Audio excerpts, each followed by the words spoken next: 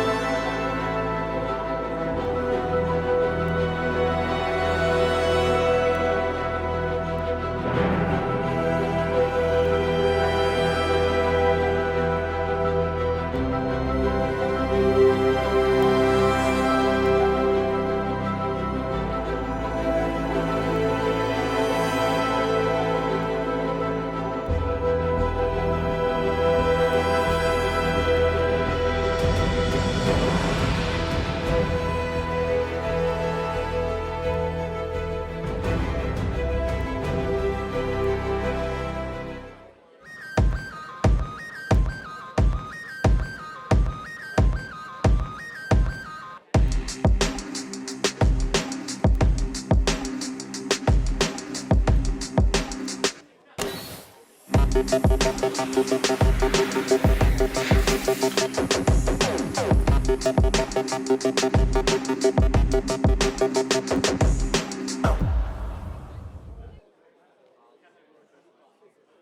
and welcome to the Ubisoft Experience Sydney. We're here on the Rainbow Six Room for a charity clash. Yes. I'm Dev and this is Cthulhu. We're going to bring you all the action this weekend. We got some pro teams here. We've got a chockers number of fans who are already keenly getting into that free play, and we got some games ourselves to jump into. What's it like to be in Sydney and get to feel this vibe? I mean, the vibe is amazing, really, Dev. The weather is perfect, perfectly sunny. We have a whole lot of people as well in the audience as well. And just, I feel like a kid in a toy store. It's always just exciting to see everything, what's happening here. That perfectly describes it. As soon as you walk in, see the giant Ubisoft text on the floor. You walk around, see some Ghost Recon Breakpoint. You've got Watch Dogs Legion, Roller Champions. I'm pretty excited for. I'm actually quite keen to try it out. So many games here that people can not only get to really play, get some hands on, but also experience a bit of the kind of behind the scenes, a bit of that history with all of these games. But Rainbow Six is what we're going to be talking about today. That's the focus for us in this charity clash. We have 4 of the best teams from the ANZ region: Oddity, Team Sinister, Mindfreak, and Fury. And they're going to be showing us some of their best games and also having a bit of fun today. That's really the name of this event. Yeah, that's the whole part of it. Have fun, enjoy it, and do it all for the greater good, really. On the side of the first match, though, we have Oddity versus Sinister is our first match here in the charity clash. We're going to be playing 2 best of 3s today, back to back. So Oddity versus Sinister is going to be the first best of 3 in our semi-final of the Ubisoft Experience Charity Clash. Later on today, Mindfreak versus Fury in the other semi-final. And then tomorrow afternoon, the winners of those 2 matches are going to play against each other for the title of the Charity Clash Champions. It's not your 6 Masters, but it's certainly something that I think these teams want to be jumping in for. Yeah. It's about having a good time, and of course, all of the proceeds from the tickets for the Ubisoft Experience Sydney are going to Are You OK, which is a mental health charity. If you don't know what Are You OK is, Are You OK Day actually happened just last Thursday. It's a day where Are You OK encourages people to ask the question to friends, family, anyone, strangers, are you okay? Bringing that awareness to mental health, reminding people that it's okay to talk about things. A conversation could change a life. So raising money for Are You OK is a fantastic cause that we're going to be playing for here. Bit of fun and a bit of good deeds as well. Yeah, it's definitely something that I'm personally excited as well. And yeah, like you said, it's a fantastic cause and fantastic tournament that I'm actually looking forward to. Yeah, so the tournament itself, like I was saying, 2 semis tomorrow, grand final today, but also before that grand final, we'll have an opportunity for some of the losing Pro League teams from today's matches to have a bit of fun. We got some show matches, we'll have some influencers, some content creators, your favorite Twitch streamers, YouTubers and such from the ANZ region going to be playing, and also our fans who have come here to Ubisoft Experience. If you're here tomorrow on Sunday, you're going to get a chance to potentially play with some of these pros and these influencers in the show matches. So if you haven't got a ticket for tomorrow yet, and you're watching, whether you're in the crowd here today or whether you're at home watching on Twitch, YouTube, I highly recommend go to the Ubisoft Experience website, because we still do have tickets available for the Sunday, and there's a chance you get to play with the pros. And if not, you still got free play. There's so much to do. So much stuff in the main area. Yeah, that you have. Some of the showcases, you have the Ghost Recon Breakpoint, you have all the free play areas like you mentioned, even the tattoo parlor with all the Ubisoft stuff that I'm kind of excited. I'm actually gonna potentially visit that place. Yeah, a lot of fun to be had all over Ubisoft Experience Sydney. Let's talk about the first match we've got today. It is Oddity versus Sinister. Now, these are both teams that we've had in the Rainbow Six Pro League for several seasons. They're also teams that both competed at the 6 Masters at Melbourne Esports Open just a couple weeks ago. What do we know about Oddity and Sinister, Cthulhu? Well, let's kick off with Sinister, really. They have been a fairly well-performing roster all in all. And they did qualify, like you mentioned before, for 6 Masters. And all in all, the whole roster, even after the roster change, which did see bringing of Nico to the roster, actually got me all quite excited. A lot of people are fans of Nico. If you follow him on Twitter, maybe you've seen some of his content on Reddit. He's a player who always finds those cheeky little angles. The other day, I saw him manage to somehow find a way to prone on top of the coastline roof and shoot through a tiny little drone hole and kill someone in aquarium. It was insane. He's a player sitting in the middle there. That's Eric. Oh, sorry, he's on the far side. No, isn't. He's somewhere down there. There are so many players. It's kind of hard to tell from this angle. For people who are in the auditory, he is sitting second to right. Yeah, he definitely does bring in some big brain plays, 400 IQ stuff. And just all in all, the whole roster itself, I do also want to point out Luna, who is a great fragger as well. And just all in all, the whole roster is a set of just gorgeous players. Yeah, absolutely. And these guys had their first proper LAN experience just recently, the Melbourne Esports Open. Yeah. They put up a really good fight, but lost out to Fury eventually, who will be playing in their match later today. But now Sinister have a chance to go back on LAN and maybe have that pressure off. Just have a bit of fun. Just have fun. Both of these teams, Oddity and Sinister, actually went out in the quarterfinals at the Melbourne Esports Open. So let's talk about Oddity. These guys have been in the Pro League for quite some time. They're currently ranked third in the ANZ Pro League standings, and they've been doing really well. Yeah, and the cool thing about Oddity is that they've been, if you look at the standings from the previous seasons as well, they've been improving continuously. Like you would see probably around like the start of Season 8, they were kind of having a little bit of a couple of hiccups, a couple bumps here and there, but overall they were able to, yeah, like you said, get to place number 3, and I'm actually quite excited. The matchup between those two should be quite fun. Yeah, and these guys, they've played each other a lot in the Pro League in various matches, and I think they're very aware of it, how each other plays. They did, actually, there was a huge upset in the Six Masters. Team Sinister defeated Oddity 2-0, a very convincing win for Sinister. So maybe this is a bit of a chance for Oddity to have a bit of fun, maybe get some revenge. But these guys all, they're all good friends here. They're all good friends. Yeah, it's all for good fun, all for good cause. So definitely something that that I'm keen and looking forward to. We do still have a couple of preps to be done, but let's talk about the maps maybe. Yeah, so we've got 3 maps that we'll be playing. Well, potentially, this is a best of 3 series, this tournament. So 2 best of 3s will be played today. The first one starts on Cafe, Cthulhu, your homeland, hailing from Russia. That's where we're going to kick things off. Cafe Dostoevsky, and we're getting to the game right now. It's Oddity versus Sinister, map number 1. Yes, and looking at the ban phase for Cafe Dostoevsky, Thermite to come out first from Oddity. I mean, nobody likes a American blowing things up in the cafe, but that is a very strange ban phase. Two hard breaches. Two hard breaches. Yeah, yeah. The boys from Copper and Maverick to be the one remaining on the ban. Oh my God. Jaeger, that's just going all over the place. I feel like these teams are just having so much fun right now. They're thinking, all right, look, what do we never get to do when we play on LAN? What do we never get to do in the Pro League? Imagine banning Bandit though. Watch that stuff to come out. No, Mirror, okay. So a little bit of that sweat. Yeah, a little bit of normality here. All right, these teams are clearly going to have some fun. Now, in terms of how this game is going to play out, in terms of the gameplay, the rounds, Cafe's already a map that's quite difficult to attack. And with no hard breaches, my goodness. I'm expecting Rush. Yeah. First round Rush, Ash Rush. There it is. There's the fear. I'm feeling it, Def. I think this is it, Chief. Operation Ember Rise is live as well. We're going to be playing on that. You'll see some slight UI changes, like nice little backgrounds on the operators. But with that also comes a lot of operator changes. We have a lot of the secondary operator gadgets that have been changed around, mainly because of the new deployable shields that have been introduced alongside the 2 new operators, Goyo and Amaru.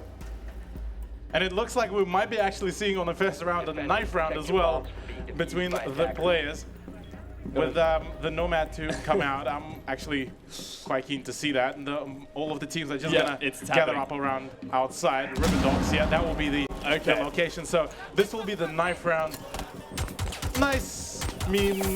Nice way to kick things off. Yeah. Now, for those who don't know, it's become a little bit of a Rainbow Six tradition. The knife round, how it happens, all the defenders will run outside. All the defenders and attackers will stand like, oh, that's adorable. Are you okay, says Thank you, Nico. Thank you very much, Nico. Oh, but Copper's not having any of it. So, Wait, the knife rounds. Everyone's going to go outside. They're going to stand together in a circle. All the attackers and the defenders not shoot each other. And then the Nomad player, Vast, will place an air jab in the middle between them. And then they'll all fall back. Oh, no, boy, okay, what? they're just What is going to... happening? No, they're not even going to get to it. This is chaos. Oh, boy. I'm not sure what's happening. But are we going to do it? Come on. Surely we're going to do the Nomad circle. There we go. So... Okay. The Nomad will place a charge between them. Everyone will fall down, and then the knife round will begin. Oh, here we go. There's the start, and the Vast to kick things off as a Nomad. There's all the flurry of kills to come out. There's all the knives. Certainly seems that, it is a 1v1 situation. Red versus Luna. It's a bit of a game of cat and mouse for Luna right now. Just having a bit of fun with the Cav. Oh, boy. Oh, but the concussion, that slows her down a little bit. What's Red going to do? He's trying to run Red back. is baiting. He's running back to the objective. Red, this isn't fair play. No. There's the juke. There's the juke coming in. There's the jump out by Zofia. There it is. So 2 minutes for a cat and mouse quick run. Should be. Is he just going to hide he's underneath the baiting. window? Oh, no. Oh, no! Oh, yes, there it is. There it is by Luna, the knife. The Assassin's Creed styled jump down. What a jump. And you can see it already. Smiles all around. That's one way to kick off a charity clash. Oh, yeah. Cthulhu. And look, these guys are already having a lot of fun. Smiles all around. I don't know how that happened for Luna, but, well, she's certainly been, she's been in Australia long enough to know how drop bears work. Let's just call it that. Yeah, let's call it at that. Certainly. But, yeah, round one so far, kicking things off pretty well, albeit that there was a cheeky TK, but it seems that Sinister just wanted to flex a little bit with the fact that they could have just taken it 4v5 straight away. So round two to come out. This time, this will be a bit more on a serious occasion. We do have a couple of... What? Nico is on some sneaky stuff. Oh, this is just a classic Nico move. Don't tell me that he's going to be... Oh. No, please don't tell me that he's going to be trying to jam it in. Okay. Ooh. I'm taking that angle. Thank you, Nico. This is so Nico, right? So he's got this little Echo drone hiding up near the cocktail lounge. He's showing it off as well. A tiny angle above the wall so he can see all the way into that cigar room. Also, I do want to point out as well that already are bringing out the Dokkaebi, who just recently got a quick change. Oh, man. Which does see her bring in Frag Raid, so I'm quite curious to see how will that play out as well. Dokkaebi has always been an operator I enjoy playing. She's quite a lot of fun. You just go for that call, rush inside. You know where everyone is because you can hear their little phones ringing. But now with grenades, man, that is just another step up. You hear the call, and you just go for that grenade. So much that you can do with Dokkaebi. But this round, of course, guns are blazing. No more knife rounds. And we see the attackers, as custom, starting from the roof. First kill, though, does go to Fisher. He gets traded back.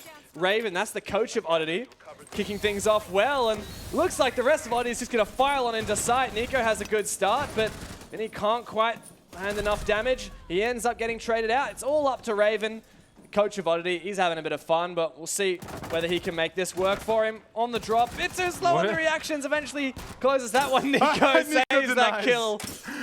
Kill steal for Nico. Bad sportsmanship. But yeah, Raven, not sure what the play is here. Got to play the Legion Mind, see what he can do from here. Yeah, quickly going around, also showing off that very nice and flashy Cloud9 charm as well from the pilot program. So all in all, right now, Raven is in that 1v2 situation. Nico so far has been probably the biggest contributor to this round so far, though. Of course, that doesn't even account for the fact that he's gaining information from those Echo drones, calling that out to the rest of the team. Ooh. Luna getting some pressure onto Raven, who's now looking to make it an opening. So much time left. Man, that Cloud9 charm really is blinding, isn't it? Like, it that glows. is bright. Oh, and a great flank from Luna down the white hallway. 2 rounds for Sinister. A good start to the defense. Yeah, a quality start so far, and Bar defense is definitely still remaining to be a very popular defense point, just from the fact that even back before the rework, really, the bar was considered to be one of the best sites. So it's good to see that some of the traditions of Café Dostoyevsky are still kept around. Now I'm curious, though, how will the remaining of the strats would set up? Because kitchen, service, and cooking will be coming out first. They're quite different bomb sites. Yes. You know, we didn't really see any action in that last round that wasn't on the top floor. And now we go down to the bottom floor, and you'd think that most of the action would happen near the bomb site, right? But there's no hard breaches. So The thing is, though, Dev, they still have Maverick for this one. And Cafe, as it is, for a fair few sites, you don't even really need that hard breach. Because it really depends, right, on there's how a they few hold pathways it. that you can get to it. Yeah, like we saw plenty of time. Oh, that's a very nice So many smiley smiley faces. Yay. Bit of drone love. Nico's making a friend. Is he Vinny though? just contemplating his existence. Nico giving him an ice cream cone. And Yeah, there there's you the go. nose. Thank you. But yeah, I do want to mention the fact that for the downstairs, really. Oh no. I didn't even know you could do that. Apparently, you can destroy drones using a Direct impact. Yeah. But yeah, I wanted to mention the fact that Capitao, say, usage on this very side is quite potent. So I definitely think that we might be seeing a couple of really cheeky angles. And Nico's back at it again. Come on, man. So is he he's destroying a shelf To be able to crawl in. to be able to crawl into an upturned shelving unit. Yeah. Cool. Cool, Nico. No, I don't know if it worked for him. Does have the pistol out. Sees a player getting in the rear, but doesn't manage to land that beautiful one tap just yet. Red does eventually go down, but most of the body have fallen apart. It's just the two of them left, but they've done some work. And Copper is just reaping everything. There it is. Vinny gets the one player down, but both of the last defenders are peeking him, at least for now. No angles to deal with. See if you can find at least one kill. No, Copper gonna step up nice and big. Easy for Sinister. Easy for Sinister, indeed it is, as so far this seeming to be turning out pretty well, and Cafe is working out on defense very well. There's the quick stares from both of the teams at each other. This is when we would usually say, oh, but it's this team's map pick, so No. there are no map picks. There are no map picks at all. No, we kind of just chose this map for a bit of fun. We've got Border and then I believe Coastline later on. But this is really, surely this is going to be stuck. Copper, give me the Chanka. Yes! Yes, we will be seeing we will be seeing a Chanka and a Clash combo. I can't wait. That's all. I just want to wait and see what these teams have to show for us. Funnily enough, Oddity didn't even 6-pick. They just locked it in and said, we're sticking to it. Got the Monty as well. So shields on attack and defense. What is this strat? Copper clearly has something in mind. No way. This is some kind of cheeky spawn peek, I think. No, I think that's just What is he doing? Oh, is he just... Oh, he's riding Are You Okay again. Oh, this is synchronized wall riding for Sinister. Sinister doing just Man, God's work out here. they really know how to do it, don't they? Yeah. Oh, yep, turn around. Yeah, there we go. Yeah, Are You Okay, definitely. So for those of you watching via Twitch, you will notice in the Twitch title we do have two commands. Exclamation mark, are you okay? Question mark.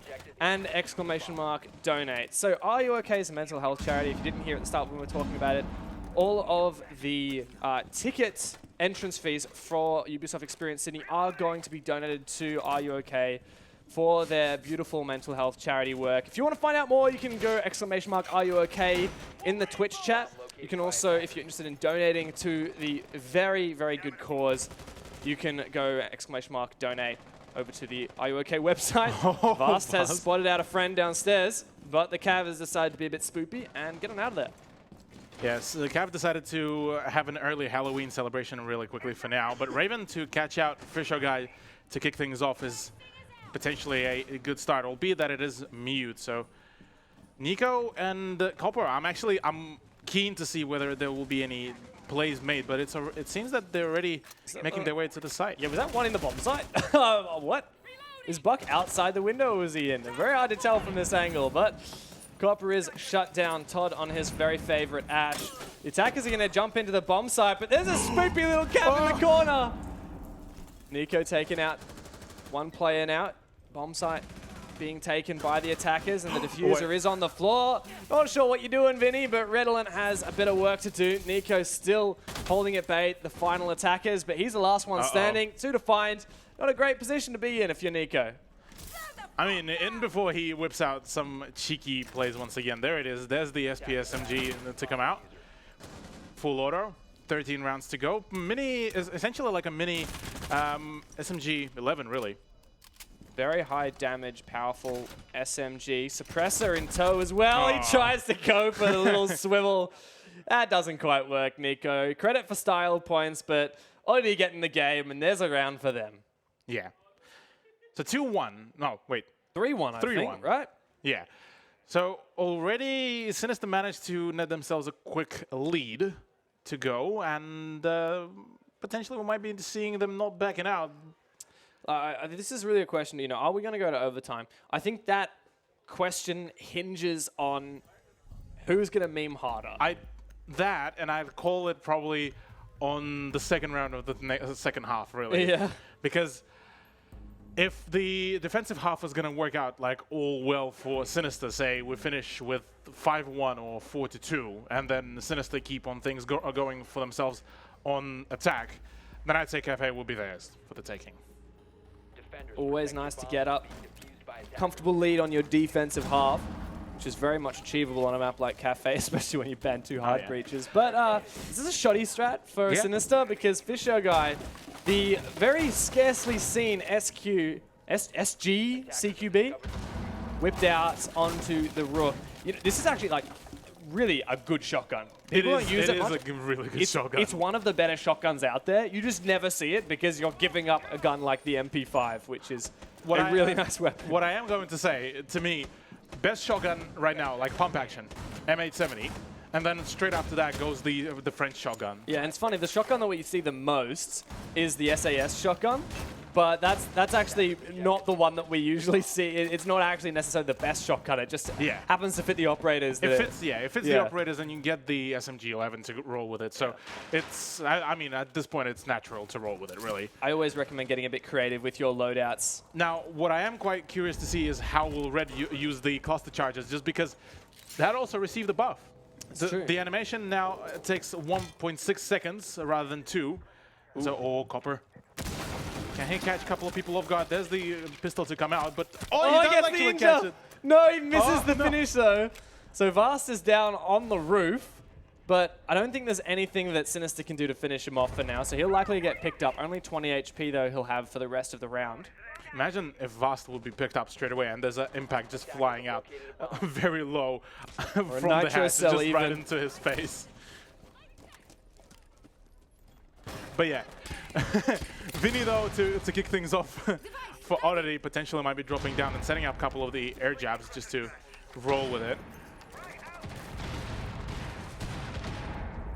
But to keep holding a couple angles right now, Copper is the one to grab a couple bits damage, and then Nico to kick things off with the Canadian pistol, really. So not a bad one.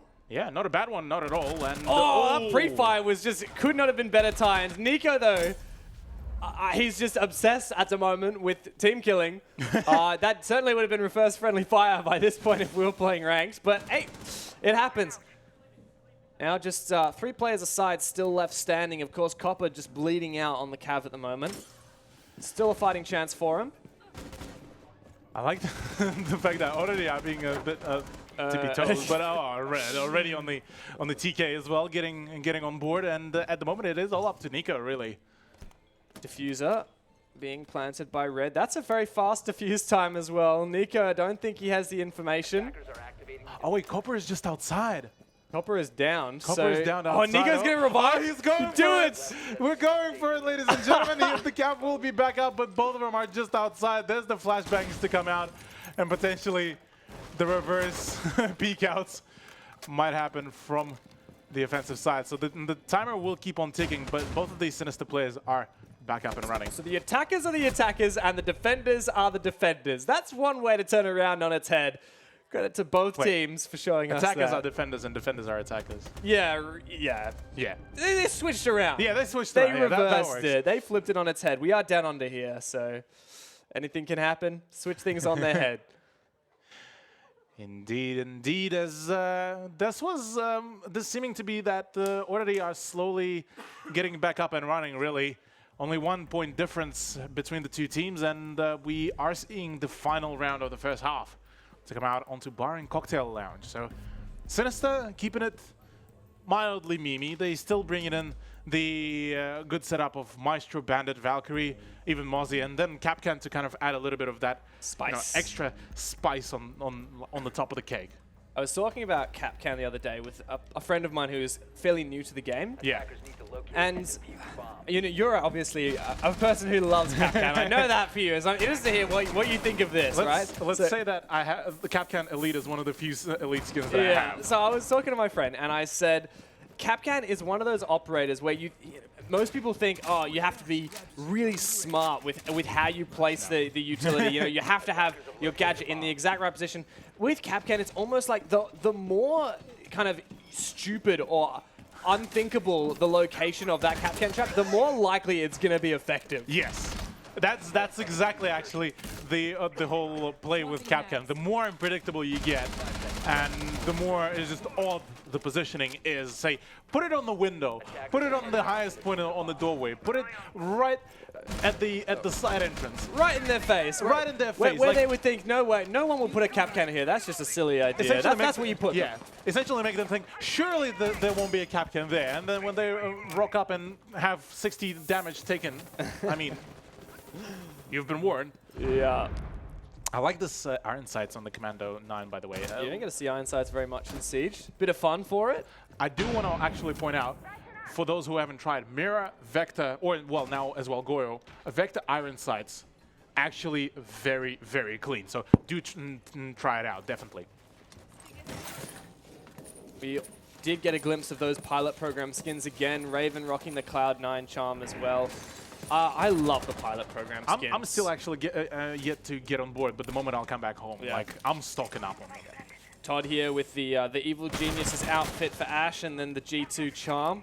I love that. You can also mix and match a lot of the different outfits. So we have the Fnatic one, of course, if you're a fan of the Australian team. But let's talk about the match, because Luna's decided to go ham with the Alder.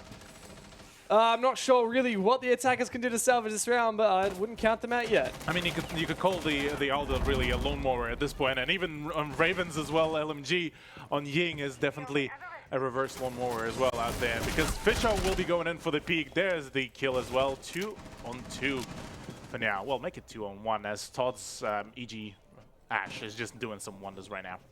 Both attackers inside the building. That's a really nice shot for Fisher, rocking this zebra skin. He's got Todd to deal with, though. Todd doesn't have the information. He may well get spotted out. But it's the Capcan trap! And we pre-phased it perfectly. That perfect foreshadowing, Cthulhu. And this is a glorious, glorious kill cam. I told you, like you said as well, put it in the stupidest spot you could ever find, and it'll work like a charm. And Todd was tagged up just enough. As well, so I want to know whether, because he was tagged up, he'd taken about 60 HP damage. I want to know, was that 2 Capcan traps that Todd fell into that round? That could have been the case. That's a very good question. That's a very good question. We'll need to talk to him about that later on. But switch around of the side. So now Oddity are back on defense, and with Alibi already being 6th picked, please tell me there's going to be some memes to come out from Vast. Oh, okay, Legion, fair enough. But Nico's on Finka. If I won't see the SSG on Nico, I'll be disappointed, really. Wait, did I just see a Bandit Empire skin?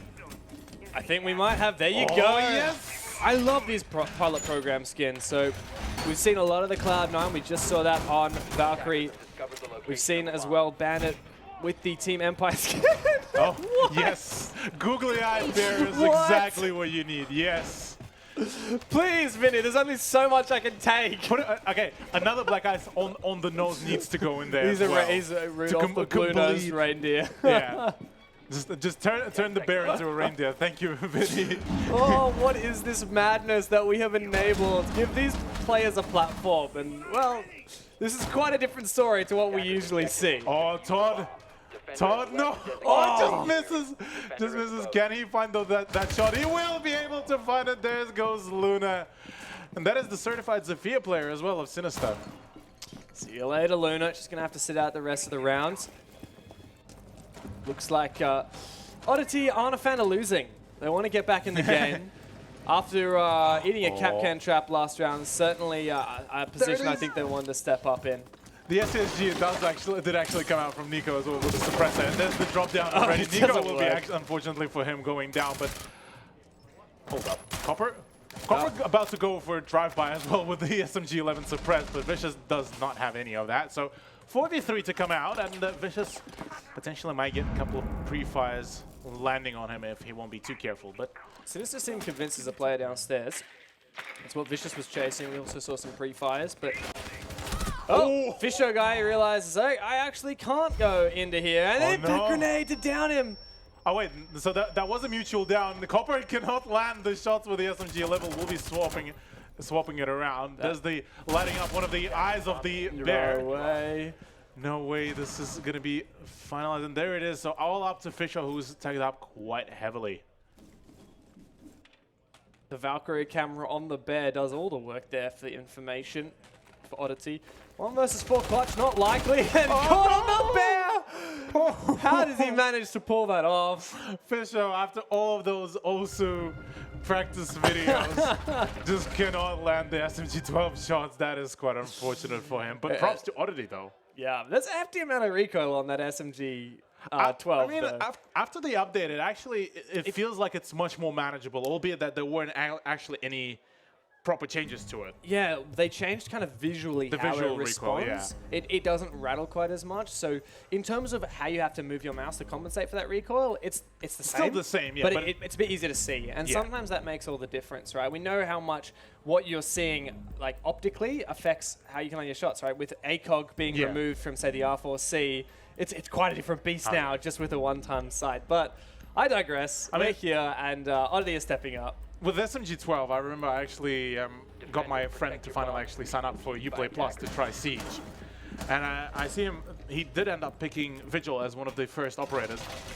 Tries SMG-12, like, oh, how does this work? For context, he never actually played any FPS games prior to it. He just decides to hold down the SMG-12. It's just, you can see the whole player model just going upwards within a second. So it's always... It's always quite an experience. Yeah, it's all part of the experience, yeah. Having extensive recoil, check. Yeah, and it's great when you see real feats of these pro players be able to control that recoil. Well, I'm sure we'll get a chance to see that again. Nico, though, as you were really emphasizing last round, that thinker pick with that Sasji shotgun. Let's just call it the Spud Launcher for now. The Spud Launcher. Hopefully he goes for it again. Todd wants to go for a run out here. A cheeky peek, and that's 2 spawn peeks in a row for Todd. He does get detected. The Lion Charge will ping out his position, but there's no capability for Sinister to capitalize on that, at least not on Todd, but Redolent does go down. So Luna's in the building, ready to make a move. Oh, gives a bit of a love tap to Nico, who gets taken eventually down. Bit of a misplay, and Luna's got to really step up to make up for that mistake. Yeah, well, it seems that Copper is already going in to help. And there's a nice another shot onto Todd. Make it a 2 apiece. Potentially another one onto Vinny as well. Actually, no, Vinny is the one to actually pop things off onto Luna. So it is all up to the Ashe player of Sinister to close things out. And there's the run out to come out. I don't think he's knowledgeable about it, but just can't connect the shots. Vinny, no. Oh no! What am I watching? Please, someone save me from this madness. Copper, just do it to him. Just finish it off. After all this, you need to make it happen. Finally. And we get to see Copper. After that mess, surely he can have something to redeem himself. 1 bullet in the mag. He's going to reload that one. But if he's taken quite low, then Raven may be able to finish this off with the laser camera. I mean, Copper is already pretty low, so one of those Evil Eyes will definitely do its job up and around here. I'm tempted to see whether it will be actually the case here, but for now, though, minute and 20 to kick things off for the Sinister Ashe player. Yep, get that aim, get them flex going. He's very expressive, isn't he? Just watch his aim. I feel very... It's an intimate experience watching Copper play Ash and the way he moves his mouse. Oh. Or just stands there and talks to his mates for a minute. He does have a lot of time. I think, he looks like he really wants to win this round. Well, yeah, I mean, getting a bit more of that lead would definitely work quite well. But, Raven is all prepped up. Raven is all ready. He knows that the Ash is going to be coming from there. And Copper for now just takes his time, just pace it up. See if he can score himself a quick, cheeky win out here. Because Raven is sitting all quite nice and pretty. And with the rest of the team being able to get the location out. There's the lasers coming out. Copper is relying on help. He's so low. Oh my One goodness. shot, and I think that's the end of it.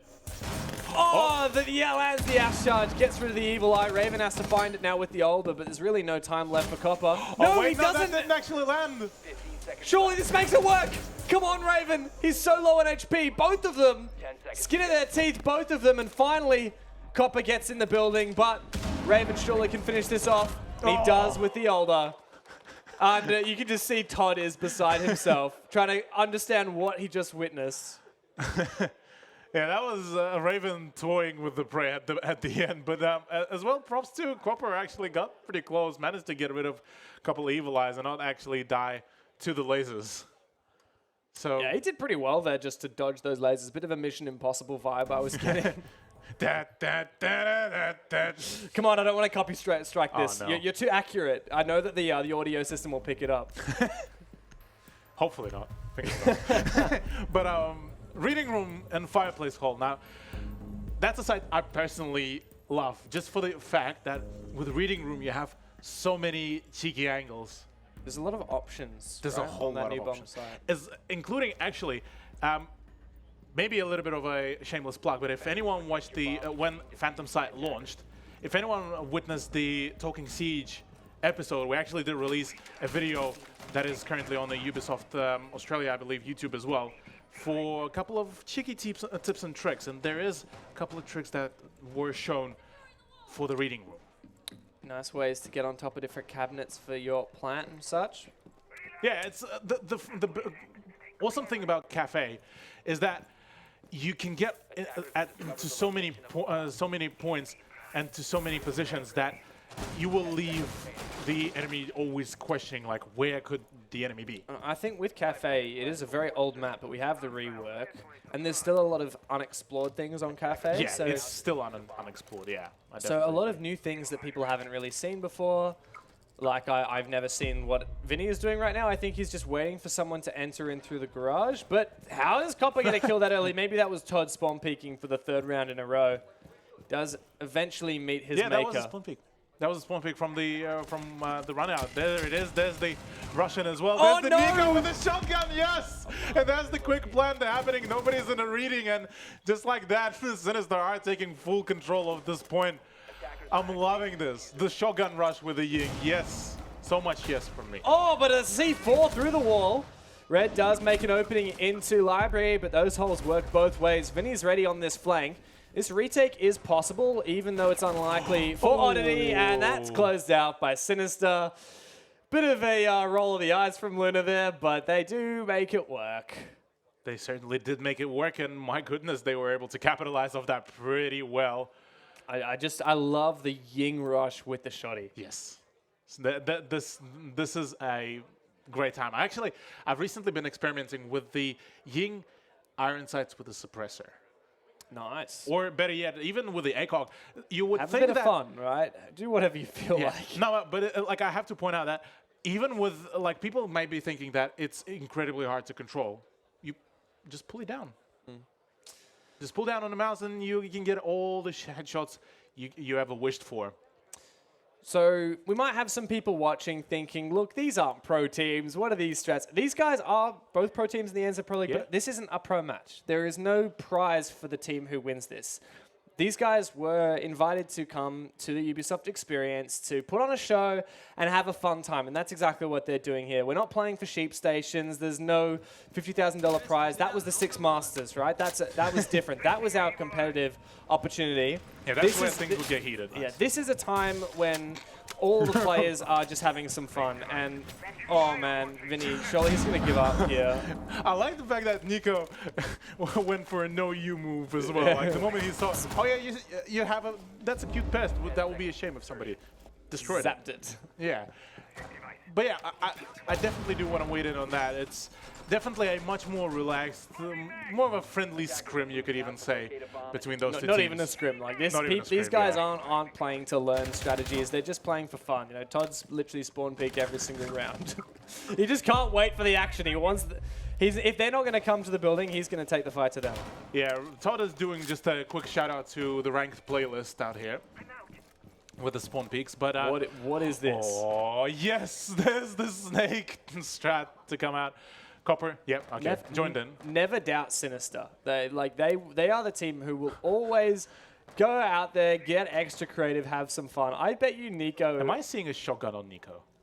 Yeah, I think you're right. Who wouldn't? Oh, Luna. Luna's gonna. Okay, yeah, she is joining in. Yes. Take up the back. Looks like Copper is facing the. I don't know. He's trying to reverse this. Oh my Jesus. This is a snake if I've ever seen one. Imagine, like, I can guarantee you this would work. They would get onto the side because looking at how Oddity, they're all sparse around. So if they manage to get their path right, they might be able to actually get to it. Okay, if that strat works out, I'm actually gonna go and donate straight away. Like after this map, if we're gonna have a break. Very sneaky, just making their way up top. Fast. Red stairs fast. He has a shotgun, not a bad spot for it. Luna finds the first kill. The C4, but it only gets one. That's a nice little bit of redemption there for Sinister. That the others are still alive, but they're Ratu prone into a crossfire. Oh, no. Master's ready and waiting with the Super 90. Super fun. They're also getting flanked. Luna trying to hold off this flank, but it's a difficult position to be in. She doesn't quite know where the players are, and she only has one teammate to back her up.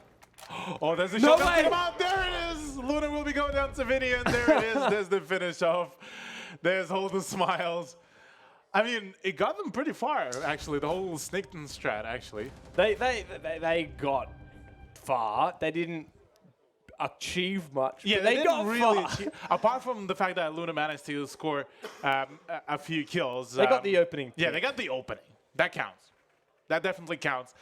And all in all, I mean, this is getting pretty close, I reckon. Like, potentially to the point where we might be seeing even maybe overtime. 5-5. It's on the cards. We know we'll definitely go to at least full regulation. Yeah. All 12 rounds. Surely one of these teams is not going to let it go to overtime, though. Because this is only map 1. We got 3 of these maps to get through if we get there. Oh, boy. Best of 3 series. Okay, if Vinny doesn't go for a spawn peek with a pistol, I'll be disappointed. Attackers need to locate and defuse as many bombs as they can. I would love to see it. The ACOG on the only ACOG that you can get on a secondary, I think. That 44 mag. Yeah. It's a Shout very out to nice the old pistol. days of SMG11 with the ACOG. Oh man, those were the days. Times change. Times change, yeah. Times change indeed, and curious to see how we'll already play it out as well. And I just realized Nico. Look what Nico picked. A blitz. A lot of shields. That's a For lot of Sinister. shields. And I wonder, we saw the snake strat last round where they all prone on through. You do the same with a shield and it covers your back. So maybe that's what the strat is here. Hard to say. Vinny, he is going for the spawn peek with the pistol. Doesn't see anything. Gets back inside. Goes back out. Still doesn't see anything. So far, it doesn't look like Sinister are down on the ground proning, but they've got to get to the building first. Bit risky to go all the way from spawn. I think they might be going in. There's the Capcan trap that they don't want to fall for that. Nice, get rid of frost mats with that frag grenade. Smart little bit of work from Fisher. And there's the couple of pre-fires as well. So already for now are all steadfast all around the site really for now. Whereas Sinister are having a little bit of trouble initially to get into it. But surely those 2 hatches and the skylight from above should be able to guarantee a triple shield setup so far. Surely not. All right. There it is. They're just going all the way down. There's one Full send. spotted by Nico. Can you see a second? That's a long ADS time on the shields. Of course, that was modified recently in the new patch, but Nico's still keen to make it work. Fisher Guy's going to do most of it, though. He finds 2 kills, and Luna as well to cover the flank. The ultimate bait. Man, this is a 3K, 4K for Fisher Guy. We get to see the last 2 on camera, potentially. What a good round for Fisher Guy. Just as I roast Fisher for... Oh, that was nice. Oh, nice, yeah. Just as I roast Fisher for unable to hit some of the shots with the SMG-12, he just redeems himself real quick. And yeah. Sinister on match point as well. We may see him close it out. Or he's still keen to keep making... What is Fisher saying right now? He looks very serious talking over to Copper. He has a very serious point to make. Maybe he says that next time I want to be on Blitz. All right, potentially the final round. First match point we've had. And it's a retry of the same bomb site for Oddity. Fireplace Mining. Glaz from Copper. Now, Copper used to play Glaz for this team back when Glaz was in the meta, when that smoke meta really came through and we saw a lot of Glaz play. But he's got frags now, so things have changed a little bit with Glaz. Can I just say one thing? The whole attacking team has frag grenades now. You're right! These are the 5 operators who can bring frag grenades! So imagine how much chaos they're going to ensue here if they actually and manage. guess what one of the operator bands was? Jaeger. Jaeger. There is no Jaeger to choke up these grenades. We have 10 frag grenades in the hands of the attackers, ready to come soaring out and give Oddity a rough time. Imagine though if Fuse also had the frag grenades, like how much chaos you could Oh sow. man. This That is... would be just Objective is to defuse a bomb. PTSD-inducing experience. I don't have any doubt that Sinister is going to give us a heck of a show this round. Yeah, you could say it will be quite explosive. Oh, There yes, it the is! first one! There And it's it the count of is. the spawn peak too! Nico There it always is. lands those. Kobe out of the spawn like you mentioned before, and just like that, there's even more explosions to come out, and what, like 7 more grenades to come out? Yeah, well, we've still got a fair chunk more of them. Oh. Copper is taking out Diffuser as well. Todd, really, he just wants to run out every single round. Yeah, it's run out city for him this time, and he seems to have a field day in that regard. Nico being a bit more careful this time, but I do also want to see how will he perform. Luna to go down to hands of Vinny. Slide that is Dokubi off the board. There's the grenade to quickly just clear things out, and off he goes. He goes full send. Nico ready drops down. His position still completely unknown to the defense, and oh, a nice flick by Vast will be able to shut him down. Also a shotgun to get one more. That's Raven. Looks like Oddity are in this for the long haul. Unless Fisher Guy can really send it. He needs the 4K that he delivered previously if he wants to redeem this round. He's about to round the corner with the Mozzie. Can he get this one? Nope. It's Oddity for another round. We're going overtime. And the 10 frag grenades may have started explosively, but it certainly fizzled out to the end. Indeed it did, as we will be seeing to potentially full extent. I definitely do feel that we will be seeing the full set of rounds on this one. I'm starting to feel you might be right, Cthulhu. And overall, it's a fantastic so far, setting up to be a fantastic tournament. All in Yeah, all. well, we've got quite a few more games to go. Looks like for this defense, Oddity do get the coin flip to stay on defense. They'll head to the top floor. And we do see a return of these beautiful 5 operators who can bring frag grenades. Certainly think this could... look, man, it started so good last round with those frags. Yeah. But it's, look, we'll see. We'll see whether it can... we'll see whether we can... trust Sinister to do a little bit better this time. Yeah, well, they are planning to bring in around again the full frag setup, but this time slightly different players, I believe, slightly different operators on different players. And all in all, Oddity is just going for a whole new level of spawn peek. Oh, this could be dirty. I like that he's using the pistol as well. And no need to. He just wants to. Yeah, he just wants to. He wants to full send it. Red does bring a Navi-colored dog, which I actually do approve as well. Overall, just about to kick things off. So first round of overtime. Can Vast connect the shots against potentially a glass? Oh, he doesn't. He thinks he sees something, but no one spawned there. In fact, they all spawned river docks. Remember, this all started with the knife round. That was one that was won by in 1v1 clutch by yes, Luna. there it is. Eventually gets that pistol shot into Copper. Nice job. It is ironic, though, that it is a glass that got killed by a pistol from a long range. The sniper gets out-sniped by the least snipery of snipers. There's the skeleton key already busting out as Nico might be making a very swift entrance pretty soon. And there's the suppressed DMR as well. Hello. Can he connect the shot? Vigil is pretty close. Here's the pre-fire. Oh, off he goes. Unfortunately for Nico, that will be it for this round. Looks like Oddity stepping up here on this top floor bomb site. Sinister haven't really made anything for themselves. Looks like they'll play it slow, drone it out. Maybe drop downstairs. On the roof at the moment. It's a repel, but we've seen both of the frags gone for Fisho Guy. Vicious still with his in tow. He's just watching flank at the moment. Calling them up. Certainly is, as Luna to drop down Fisho to pick up a kill onto Todd. So that is the Valkyrie off the board, and only now they're getting the kills. There's the equalizing up. Fisho just going ham with the SMG-11. Ready going in for more flicks. Just can't connect this time onto Raven, who is behind the bar.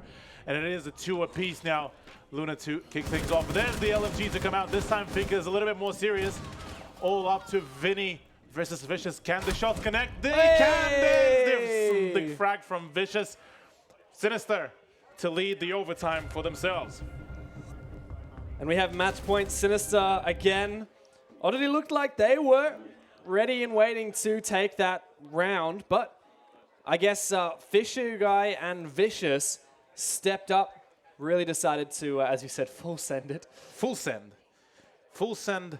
Super relaxed, boys. Oh, wait, no, that's Nora. That's Nora Rengo, but you can get that skin in game. Yes, and you can actually. It says Super Relaxed Boys on the Nora Rengo skin.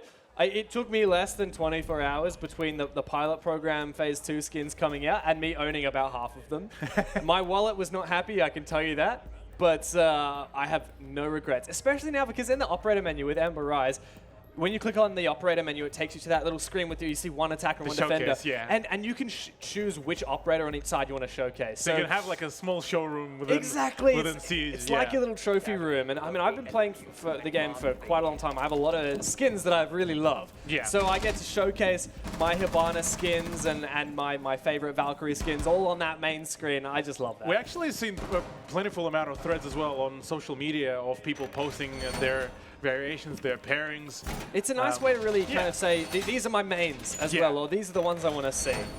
Albeit for me, the problem is I don't have any mains. You don't have any mains. Okay, I can meme it up and say, yeah, Cap can fuse. And technically, if you do take a look at my stats, it actually says that I'm apparently a fuse main. Nice. So, I mean, I guess I'm living up to my own legacy. Do it. Do it. Nothing wrong with that. And yeah, I mean, of course, people do like to say they have a main in Rainbow, but you can be a bit of a jack of all trades. Yeah. I know some people who have 1 or 2 operators where they have like 80% of their hours playing on those operators. I personally, I love Hibana, and I play mostly on Hibana, but I wonder why. But she is not the only operator. Like, I have so many operators that I play. Every round I want to pick a different operator and try something new. And that's really the fun of Rainbow. There are so many different ways to play, and you don't have to lock yourself into one of them. Oh, yeah. It looks to be a hot breach, potentially. Oh, can it happen, though? If the E1D comes out, then it will be a full send. And there's the G8 to come out. There's the breach charge. There's the shots to come out. But Copper was already all prepared. There's nearly a flick, but able to actually down Raven, and off he goes. So the plant about to get denied, but Red is quite heavily tagged up. There's the shotgun to come out as well. Vicious with the SASG, and all the kills are just rolling in. It is all up to Luna to clutch this up. Match point, of course, but we head all the way to overtime. Luna decides to go downstairs. If there are drones on these flanks, it would be dangerous for her to try to retake. It's very easy to cut off this red stairs from a lot of different places, but that diffuser does need to be reclaimed by the attackers as well. Vinny and Vast, of course, Vinny half HP. Won't take much for Luna to finish her off. tags as well, like all coming around. There's the shot as well. It is a 1v1 situation, ladies and gentlemen, for an overtime match point. The Ash versus Legion. What do you reckon, Dev? Luna did start this game with a 1v1 clutch. Can she finish it in the same fashion? Vast gets the plant down successfully, and he has a great operator to hold this. Ash in gunfights, well, that is definitely an operator that you want. Luna needs to really put the pedal to the metal and get upstairs to retake this fight. Yeah, now that the time is working against her, it will be quite a challenge to play this out, especially against an Ash on full health. So now that she revealed her position as well with that one shot, it's definitely going to get all quite hard. Already half a timer gone. Her position is exposed even more. There's the angle that Vast might be holding in. Can he keep holding the angle? Oh no, there it is! Oddity to keep playing it in, and it seems that Vast got a little bit spooked on that Legion peak. Yeah, I thought for a second that Luna realized Vast was on just the other side of the wall, but it got close, and we know this is the final round here in overtime. Win or lose, one of these teams will take this map. We'll head to map number 2. For those just joining us, this is Oddity versus Sinister here in the Ubisoft Experience Sydney Charity Clash. We have a best-of-3 series between these two teams, of which this is the first map.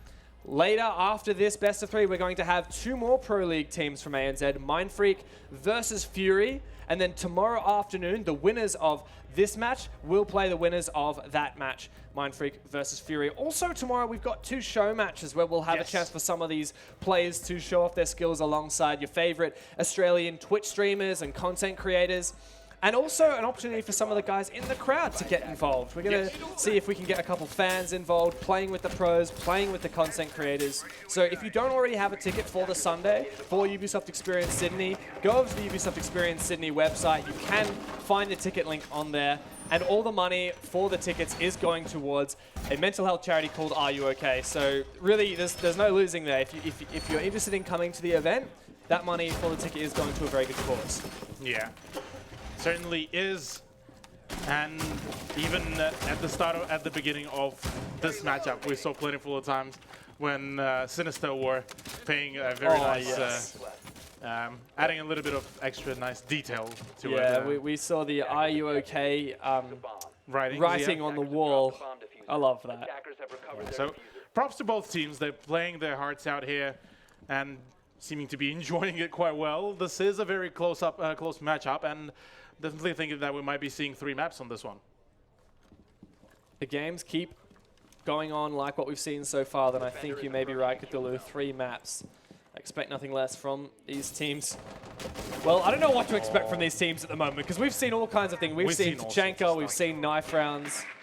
There's been no end. Probably the current lineup is probably the most serious both of the teams have ever gone. Well, they want to win the map. Yeah, they want to win the map. They want to get the advantage, and then probably meme out on the first couple of rounds of the next match. So I like that angle, albeit that probably you could fall down quite quickly. Yeah, he's in a dangerous spot, but he is getting some nice angles to clear out those positions, make sure there's no frost mats. In before Nico showcases like a similar angle that he had for Coastline on Cafe. Man, I wouldn't put it past Nico to really step it up with some of those cheeky tricks. He is known to be that player to find those cheeky little angles.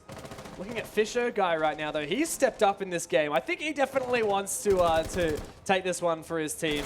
4K's back and forth, but he'll need to find a shot onto Redolent. Great crossfire. Nico closes that one out. A grenade for Fisher Guy to clear out the position at the bar in Piano. Fisher Guy's going to get on inside. A smoke grenade as well to support. This is very sweaty from Sinister. Yeah, certainly could work out. This is full sense style, and even now, like, Copper on the flank watch will be able to take out Todd. So it is a 5v3, and it seems that Oddity's lineup is slowly falling apart. Nico on the downstairs clear, though. He might be able to catch maybe a couple of rotations, but as it stands, Oddity are all up close to the site, and Vinny just doesn't want to have any of that mess, really. Just 3 left for Oddity. Trying to prevent the droning is Vinny on the Mozzie. Does spot out one drone. So Sinister have a lot of information. And Vast is well spotted out. Top of Wait, white what? stairs. Nico pushes up, but he gets taken out. There is some good flank wash, though, from Fisher Guy, as we have the only Oh remaining my. hard breacher unbanned, Oh covering my. open this opportunity. It's all on Vinny to send this round for his team, but Sinister take map number 1. They started off with a bang, with Luna winning the knife round, and now it's time for us to conclude map number 1. It was quite a festival, but Sinister do come out on top. Yeah, they certainly do, and with a little bit of extra finesse there on the final round, did manage to slightly sweat it out here, but I mean, a match is a match, a game is a game. As soon as it hit that overtime, it was very clear that these teams both said, no, we want to win this game. We are... You know, we've had some fun. We've done our knife rounds. We've done our snake rushes. We've done our Tachanka strats. But we're going to win this game, and we're going to do that right now because there's no way to make it happen. So Team Sinister, they haven't been doing so well in the Pro League, but they'll get a chance to show us what they've got in the next few weeks when they return to Pro League. But Team Sinister do win today in the charity clash against Oddity for the first map. We still have a potential 2 more maps coming up between these two teams, as this is a best-of-3 series. But it's a good start for Sinister.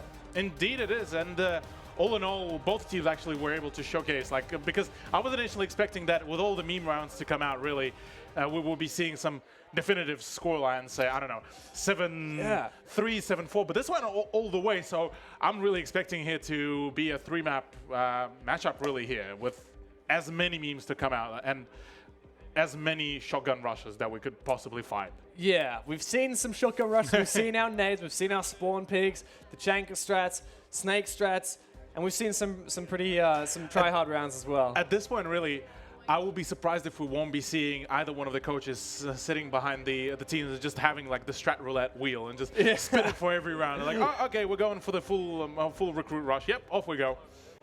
It works. That's one way to do it. This is a match for charity. We're just having some fun with these Pro League teams here. This isn't an opportunity for them to win thousands of dollars. That's the 6 Masters. That's the Pro League. That's really where these teams get to showcase their skill. This event is an opportunity for these teams to showcase their personality, to have a bit of fun. Yeah. And that's what we're here for at Ubisoft Experience Sydney. If you don't know what Ubisoft Experience is, well, where you've been living, because Ubisoft Experience is an opportunity for Ubisoft to really showcase all of the games and activities that Ubisoft has on offer across all of its titles, whether that's Rainbow Six, whether it's Ghost Recon with the new Breakpoint coming out, Watch Dogs Legion, which is actually, we've got some demos happening here at this event. So many games out there, Roller Champions if you're into the more sporting type games. So many games are playable here at Ubisoft Experience Sydney this weekend, and Rainbow Six is one of those. So not only can you watch these pro teams, but if you're in the venue, you turn left, you look at all the free play computers. We've got some matches where you can actually sign up and start playing in some team, in a team against some other people. So it's a lot of fun. It's a lot of fun. And we also have a couple of merch stands as well where you can get some exclusive stuff. Exclusive both. We had that at MEO. We have it here. You can cop this fantastic T-shirt as well. The original operators. Icons. The original operator icons pre-release. Pre-release, for Rainbow Six Siege. If you sit there and you look at the grid of the original 20 or so operators and you try to name which one was which, it's a lot harder than you think. It's a lot harder, Some of the icons. Yeah, I know I definitely got some incorrect. But anyhow, that is map number 1 of Sinister versus Oddity. More coming to you from Ubisoft Experience Sydney in this charity clash very shortly, so don't go anywhere.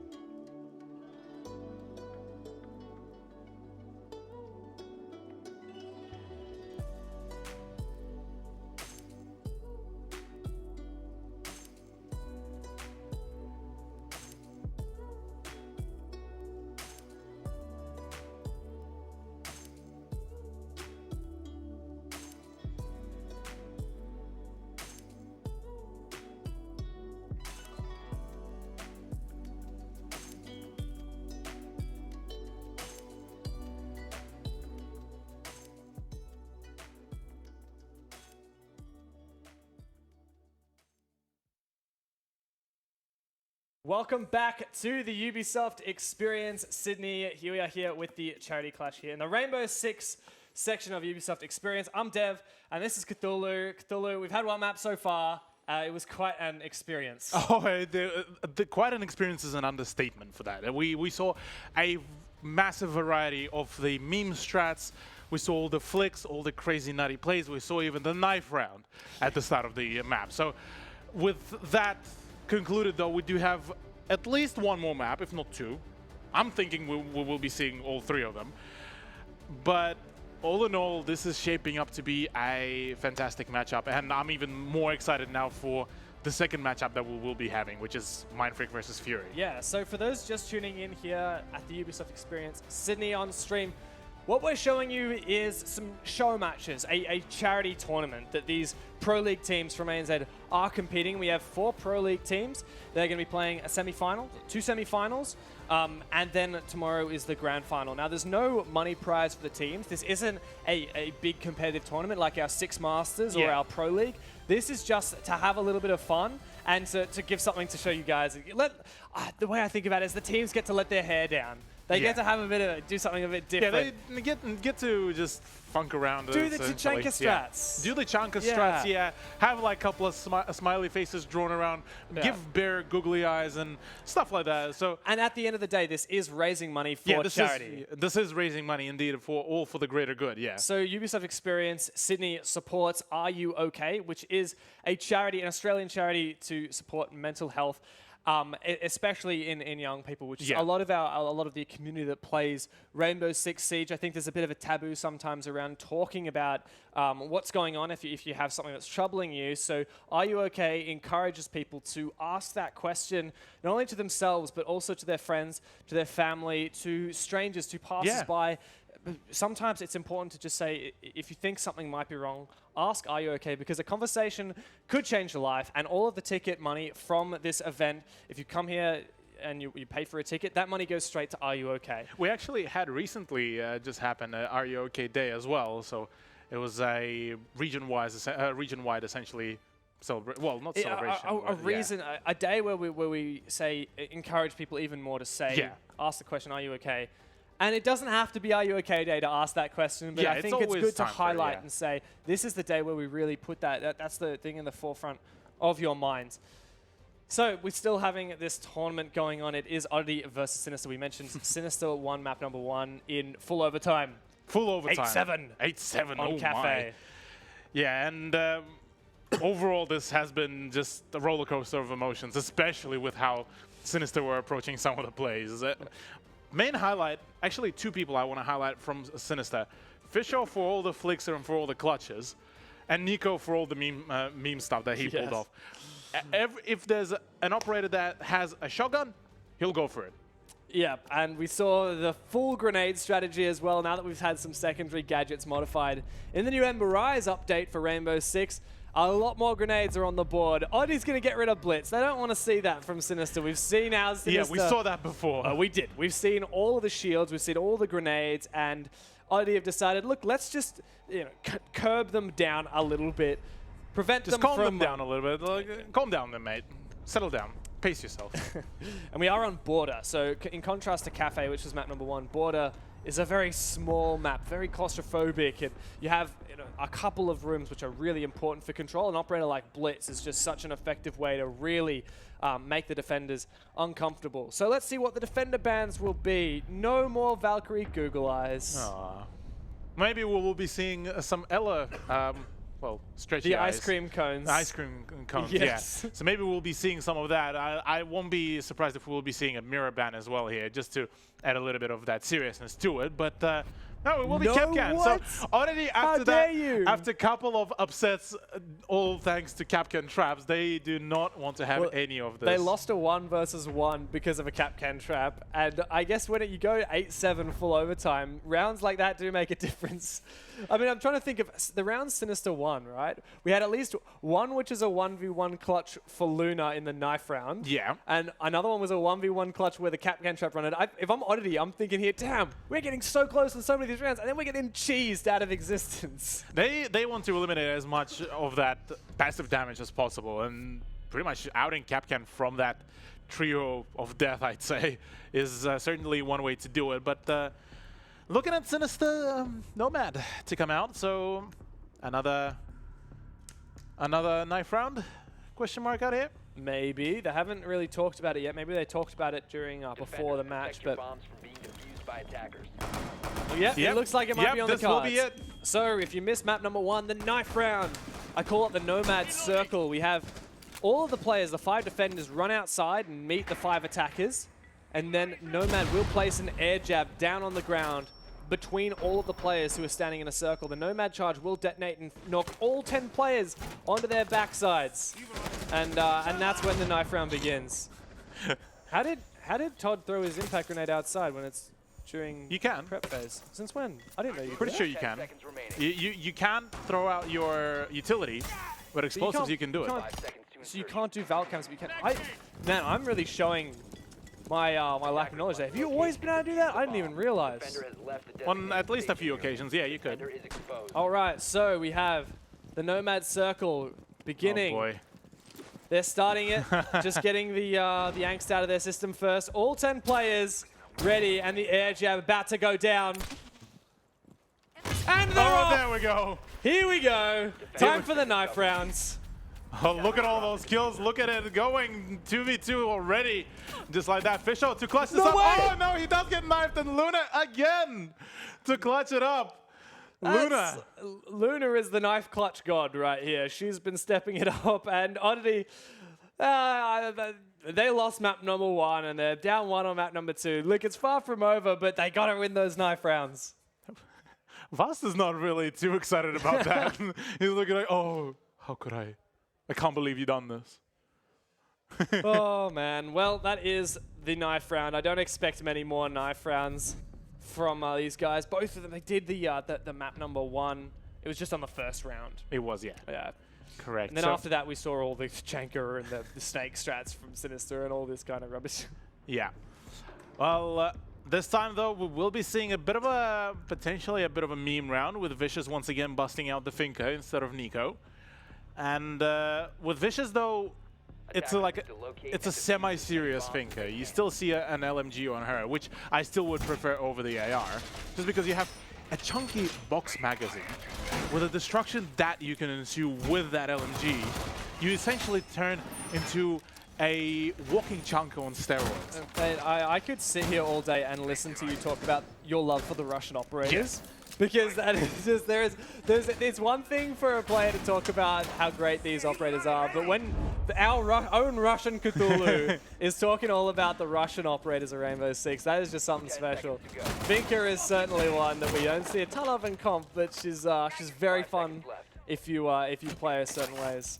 Yeah, you want to go with Finka. The cool thing about her is she's universal. You want to play very slow and paced, go for it. You can use the LMG for that very thing. You want to go for a rush and help your Ashe player, go for it. Get the Spud launcher, get the boost in you, off you go. And that turns the shotgun into a laser beam of death, and just like that, the laser beam of death of Sinister is just about to come out. There's the pre-fires as well to roll in. Fisho guy with a double kill, and just like that, Sinister are all collapsing. There's the team kill as well, and it is a 3v1 in a matter of just about 10 seconds, with Vinny as the last man standing. Oddity did it. A reasonably normal strat too. The plant can't be denied for Oddity, despite setting up in what seems to be fairly normal. You can see Oddity on the far side. They were laughing about that round, despite getting absolutely smacked. They were looking at it all like, what is happening? How do we counter this? Oh, man. Then the only response from Sinister will be, nano machines. You pick the Finka, you go for the rush. It doesn't fail. It never fails, especially when you have someone as good on entry as Fisher. Although, imagine if Capcan was not banned, already bring Legion, Capcan, Ella, and the moment that rush happens, the only thing that Oddity becomes is literally the incarnation of Big Smoke from GTA. You picked the wrong house! We've seen good, like, almost Oddity caught Sinister then. There were a couple players who were taken out on the early, but there were just so many guys from Sinister to file in afterwards. You looked at the setup that Oddity had. It was all full serious. They had mirror windows in the fountain. They had a couple mirror windows in the archives as well. And overall, the positioning was there. It's just I don't think they were expecting the full-on rush and for Sinister to just funnel in, really. But yeah, I mean, for Oddity, they will be retrying this. They bring it in just about the same setup of the operators, whereas on the side of 10 seconds left. Sinister, I mean, there is a Ying, so I'm expecting a shotgun Ying rush with the flashbangs and then we saw that from fuse. Nico in the previous map, right? And that worked so well. They got that quick rush in and managed to get a plant down. Well, this time it won't be, the shotgun won't be the case. It is a Team 95, but Vicious nearly caught out. I believe that was a Maestro on the run out. And Todd is back again onto the run out city. There's going to be potential one, but no, he just decides to fall back after being a little bit confused as to where were the sounds. The impact grenade to come out just to make sure that nobody will be following him just for a little bit. And he does remain unscathed. So it's a slower push for Sinister now, no more rush. just looks like they're playing fairly normal, actually. They've droned out East Stairs. They're droning out CCTV. Spotted Vast playing inside a break room, but that's a good shot for Vast all the way onto the player on the balcony near the vents. Yeah, I do want to say I'm actually kind of keen for the Ember Rise to actually hit the Pro League as well, because Amaro with the grappling hook could be quite something. But talking about quite something, actually Sinister already in, and Luna is the one making statements here as well, making it a 3v3. But health-wise right now, it is in favor of Oddity to a slight degree. Players do seem to be reverting back to side, but Todd gets aggressive on it. He is punished for that aggression. Sinister now ready to move on, but two players very low on HP, but we've seen Fisher Guy and how good he is on these entries, so he can make this work still. Just two players for Oddity to hold the site. Yeah, Redland gets droned out, and Vinny will be the one to holding the archive, so it is essentially one per site holding the angles. Vinny potentially might get a little bit overzealous on the push, but that's exactly what Sinister might want him to do. And as it stands, there's all going to be potentially going down to the last maybe 30 or 40 seconds. The frag grenades to come out. Red does get tagged up quite substantially. There's the shot from Fisher to shut him down. So it is all up to the bandit player of Oddity to get in. The repellent by the Ying will be also making its entry. So there it is. The peaks and the flashbangs coming out. The plan will be going down, and Sinister just like that will be shutting things down. Lights out. It's nice that we get to see a bit of Ying played here, because this is a less serious tournament. Players are willing to try those operators that we don't see so much in Pro League. And Ying used to be so powerful in the Pro League, but she kind of dropped off. She just came out of the meta. She wasn't something that people used. And there wasn't a specific reason for that. She wasn't not good anymore. It's just that... It's just meta changes. The pacing has changed a little bit. And Ying does sport a little bit more of, you either go dedicated full send, or you go extra slow. She's kind of execution-based. Yeah, and we don't have as much of an execution-based style of gameplay of what we used to see. But moving into this round, we still have some of these fun-loving operators out there. Finka, Fuse, Tachanka. The Russian represents... Why is it, Cthulhu, that all of the meme fun operators are Russian? I mean, we're the most fun to play with as well. The most fun at parties. Most fun at parties, yeah. Well, that depends on what kind of fun we're talking about, really, at this point. But I don't know. Like it's just maybe it's in our blood to be extra fun. Well, it's certainly reflected. I can tell you for a fact, game. Australian crowds are even more fun. Yeah. On the esports events. Yeah. So, but yeah, to get back to the match though at hand, I'm curious to see how Chanka will be realized, whether it's going to be just for memes. It certainly will be used for a spawn peek by Redland. Come on, surely. Surely there's going to be a... Wait. For a second I thought that the Vigil was about to destroy the ballistic shield on the turret. So he's going to put the shield down in the doorway. He had to wait to the action phase to make that happen. New bulletproof shields stick perfectly in those doorways. Red's waiting. Them. Yeah, they're quite pretty, aren't they? Yeah. I love that you get way more usage and way more utility out of those shields. We do have a frag grenade here being primed by Fisho Guy, so this could... Oh, wow, that Tachanka gets off in perfect time, but the Vigil is a victim of that frag grenade. Redland pushed out of his position, but he still has a pretty good SMG in hand, and he can still do some damage here. Fisher Guy, meanwhile, all buffed up. This is a crouch Sinister. They're going full on in, but the couple gunshots do reveal the potential area where they might be, and another frag grenade to come out. So right now, Sinister being all sneaky beaky like, going in, Copper to lead the charge. And unfortunately with the pre-fire, he won't be settling anything in. There's the jump in, there's the funnel in through the place as well. Sinister ready to open things up. The C4 will be taking the life of Nico, really, but with some eloquent pushes, really Sinister will be getting some ground, but Tachanka is ready to blast things off. There it is, a 1v2 situation, all up to the Lord himself. Will be able to get the shot, but no, yes, there it is. There's the down onto the Fink as well, all up to the Ash player. Copper needs to connect those shots, and the timer right now is working for him perfectly. Slither to actually potentially to bust out, and right now the Lord himself needs to clutch this out. Surely Redland will be able to find it. I want to hear you chanting for the Lord right now because Copper's in a great position, but the Lord drops down. There's no way he can get the diffuser now, but he can finish off the last player and rub it in his face. Lord Tachanka doesn't need the diffuser, and Vinny just head in hands. What is that? I mean, consolidation prize here is the fact that he did manage to get the kill on Ash at the end. But you may have won the battle, but the war wages on. Yeah, that's exactly that. And I mean, all in all, so far, this has been quite a fun and interesting performance. There's even Luna going in for the default dance really quickly. But yeah, 4-0, Dev. This seeming to be potentially a quick wrap-up if things are gonna go all smooth for Sinister. Yeah, they've had a good attacking half so far. Haven't really dropped around yet, and we've seen the same bomb site picked by Oddity every single time. It makes me wonder, are we gonna see them change? Because it's almost like they're not even thinking about moving away from those Armory Lockers archives. I mean, it is a comfort pick at this point for a fair few teams, primarily all around Australia and New Zealand, and it does offer quite some flexibility as well. You could play some of the angles from below, you can play some of the angles just holding a couple of long angles. There are a lot of different ways to play. There's a plethora of ways to go around. And we're seeing that every single round. Yeah. We've seen mirror windows in Fountain, we're seeing a mirror window now inside of Security. This is starting to look a bit more like Pro League, like something we might see in a competitive setting, except for the fact that mirror's not banned. Which is so often done on this map.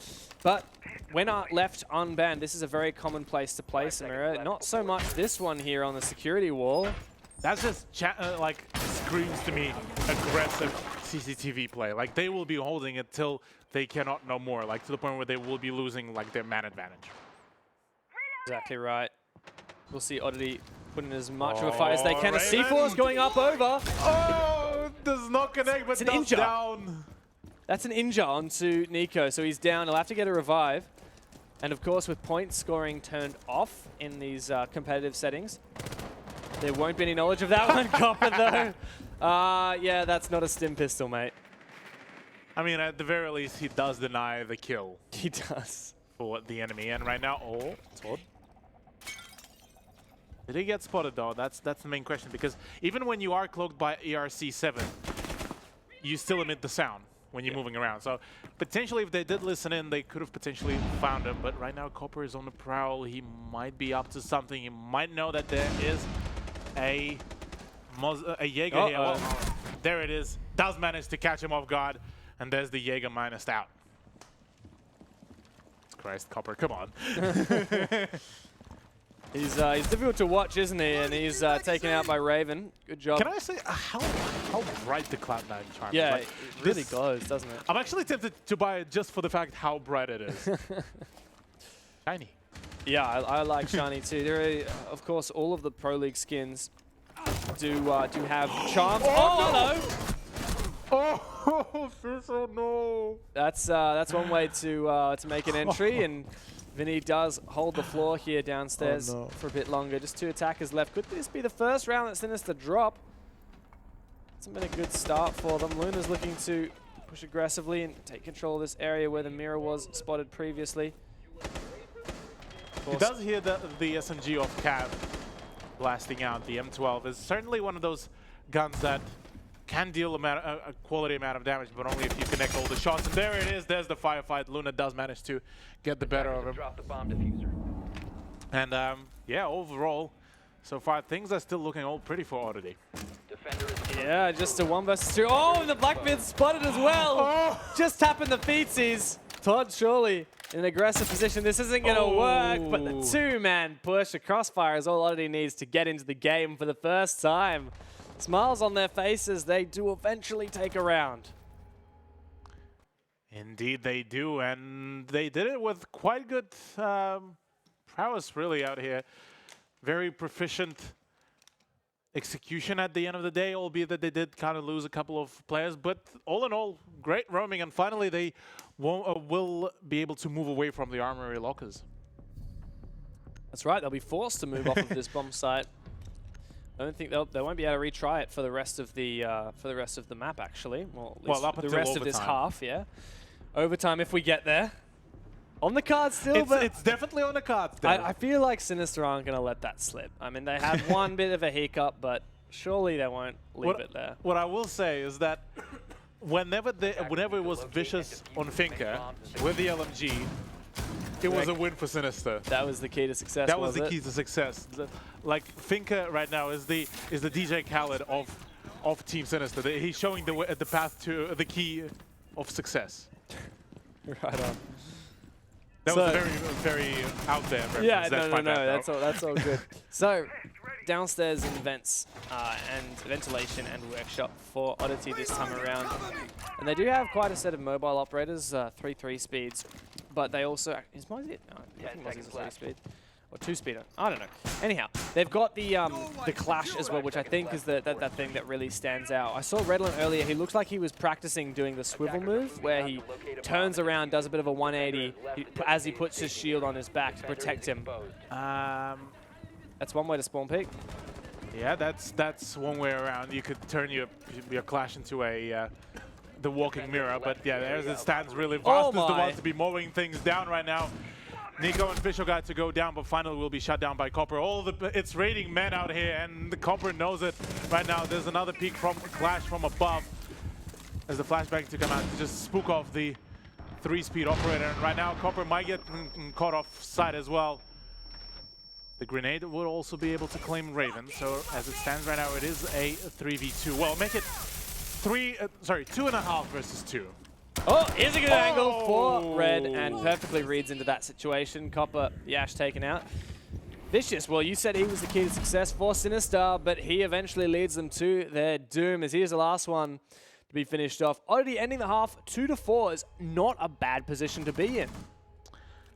Definitely. We did see both of those teams perform quite well on attack, especially Cafe-wise, and I don't think Border will be the exclusion here, albeit that we did see Cafe finish up on 3-3 scoreline. So this time, it will be still a bit of a challenge for Oddity to get themselves going back into the scoreline. But overall, I still think that, yeah, that could still definitely happen. Yeah, I can see Sinister polishing this off or Oddity making a comeback. Border being such a small map, there are a lot of good ways to attack it. You know, you don't have to take a huge amount of ground. It can be fairly manageable to understand where all the where the defenders are and where you can isolate them, that kind of thing. You don't have to drone out a whole map. But that said, I wouldn't count Sinister out. We've seen a lot of cheeky tricks from them in the past, and certainly we may see that continue. As to the attack, though, we will see it's beautiful gridlock. In fact, Raven's been quite a fan of both of these Aussie operators, hasn't he? Playing Mozzie on defense quite a lot. I mean, gridlock, I've been chanting about it ever since the release of Burnt Horizon. Gridlock has so much potential. Her weaponry, amazing. The M249 does heaps of damage and it has that fantastic, really nice, clean scope. Her utility, perfect. And you can utilize it in a variety of ways. We've seen plenty of times when it was used very aggressively, when you can just, for a short amount of time, want to deny as much as possible the ground for the anchor player, or you use it for the flank watch. And for a fairly long while, Gridlock was pretty much evaded at all, and whereas Mozzie's seen the initial kind of burst of popularity. So I definitely rate the fact that Raven is bringing out the Gridlock. Albeit probably not the F90 pick. I know a lot of people love that F90, but Todd's getting very aggressive inside. Looks like Sinister aren't really controlling that much of the map. They're prioritizing the bomb site. They've casted themselves in. People call this a turtle strat a lot of the time.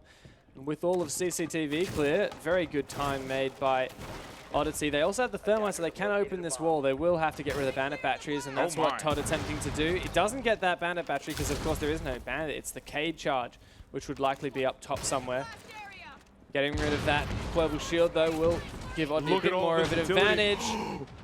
Moving inside, Vast trying to make this big happen, but he gets taken out through the smoke. Nico with the shotty, holding fast inside of the... Oh no, Fisher guy finishing off the other teammate. That's a plan, not going to work, Raven. Only 2 players left for Oddity, and things have gone south so quickly.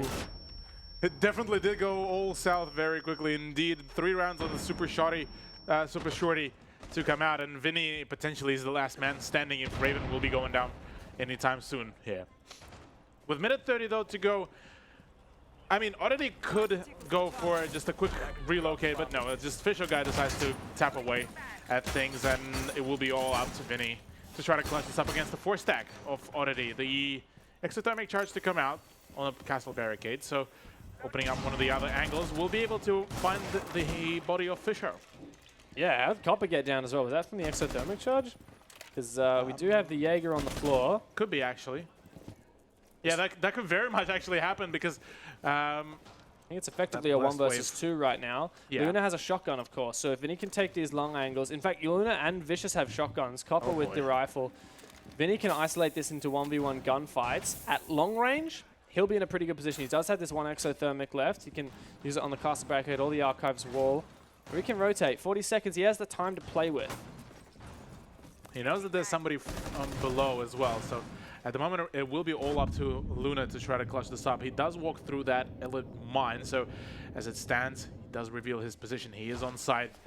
Might try to recover that diffuser, and will be going in for the plant. Nice shot nice. under Vicious. Yeah. 2 left though, and he's going to plant in a very normal position. This is a typical pre-fire spot. Luna below could finish that off, but he decides to fake it and go for the kill. And Luna will clean him up with the shotty. There we have Sinister back in the game. It was a bit of a funny round for Oddity. They decided to just file through that armory wall, didn't get rid of the cage charge or open up the wall. And okay, Luna, what is that? Give me some more of that, please, because that is Nora Rengo level. Yeah, that is Luna pulling out a couple of... busting the moves. Busting the moves. I love it. Well, we've got the Nora Rengo dancers, I should say, at every single APAC event and global event that Nora Rengo make. I wouldn't mind some Sinister dancers. If Luna's got the moves, why not show it to us? Yeah, I definitely agree with you on that one. Meanwhile, though, in the camp of Sinister, we are back to the meme land.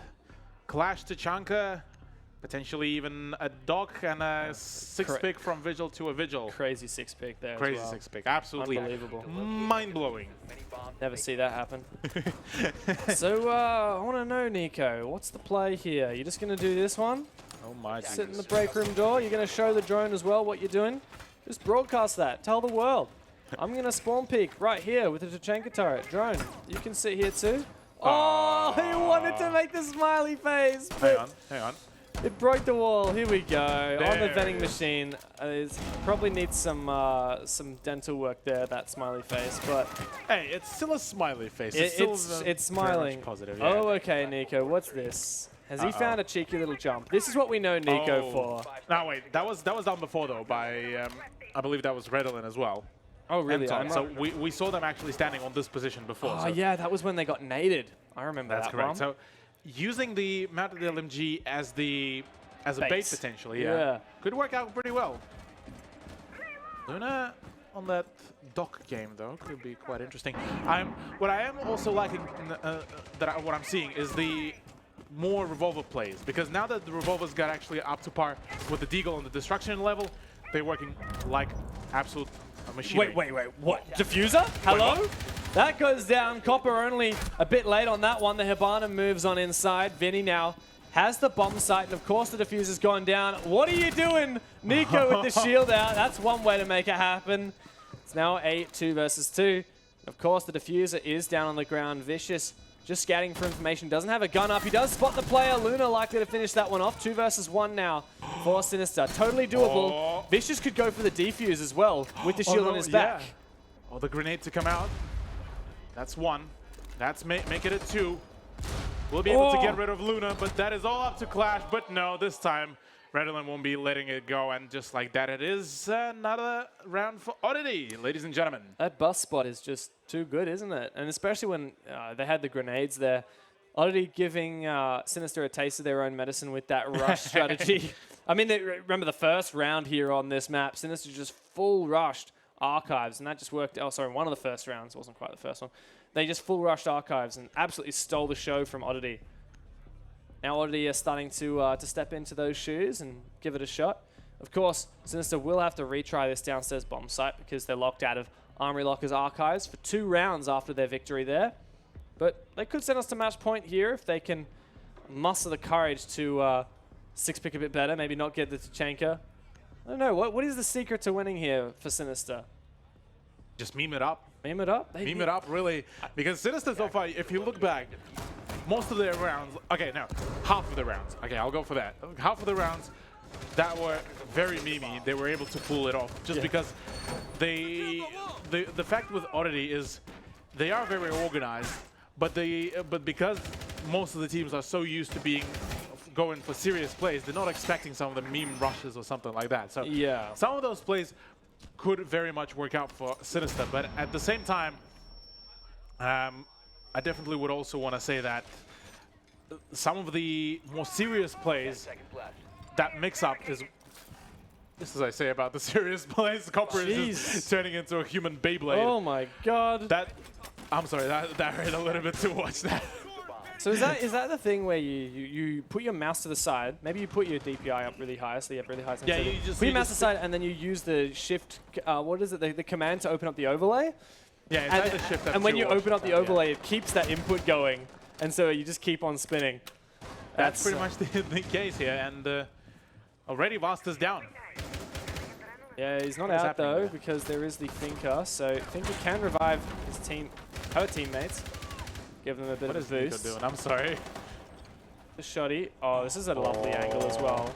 Wonder how many of these shotgun pellets would land on anyone jumping in, but Oddity are running into the meat grinder so far. It's 3 versus 3 though. Vars finished by the Goo Mine. Good frag from Luna, easiest one of her life. And Vinny runs in, he's taken out to polish it off. Nico gets the Capcan trap kill. We're on to Sinister match point. Correct. I definitely did enjoy that the sledge death from the Goo Mine, just because it looked like he just absolutely just tripped on a banana peel. Like, oh no! It did, yeah. It was a bit of a banana peel moment. Yeah. Well, we need an operator skin, elite skin for Legion, where the Goo Mines turn into banana peels. I want to see that. I want to see that. Yeah, well, that could definitely be quite. Maybe it can go along with the the sunburst, I think it was called. There was that skin with Legion where he's like, he looks like he's at the beach. He's got some nice sunnies. Yeah, I love that one. Let's give it some banana peel. Is Vinny gonna go with Nook, because he just teased it before he picked onto Ying? But no, unfortunately, this will be a Nomad. I'm enjoying Nook as of recently quite a lot, just because her niche is there, like up and around close by to Ash, but you can go like extra sneaky beaky. Like if you're a fan of going full stealth and playing games like Splinter Cell or something, this is the perfect operator for that very case. Yeah, and it's rare that you have an occasion where Nook is really utilized to her specific, she's denying very that she's very niche. Yeah, operator. a niche Nook, but you can make her when you use her to deceive those cameras, and it gets you an expert flank, or you take some ground. It's the best feeling. Yes, it's like it's so hard. It's a bit situational dependent, but when you pull it off, you absolutely pull it off. Especially when it's a suppressed golden deagle. Oh yeah. Oh man, Sinister. Filthy fish, oh no! So we've seen some spawn peeks through this doorway, but we haven't seen it quite like this. Oh! And that was close, but he doesn't quite land the shots.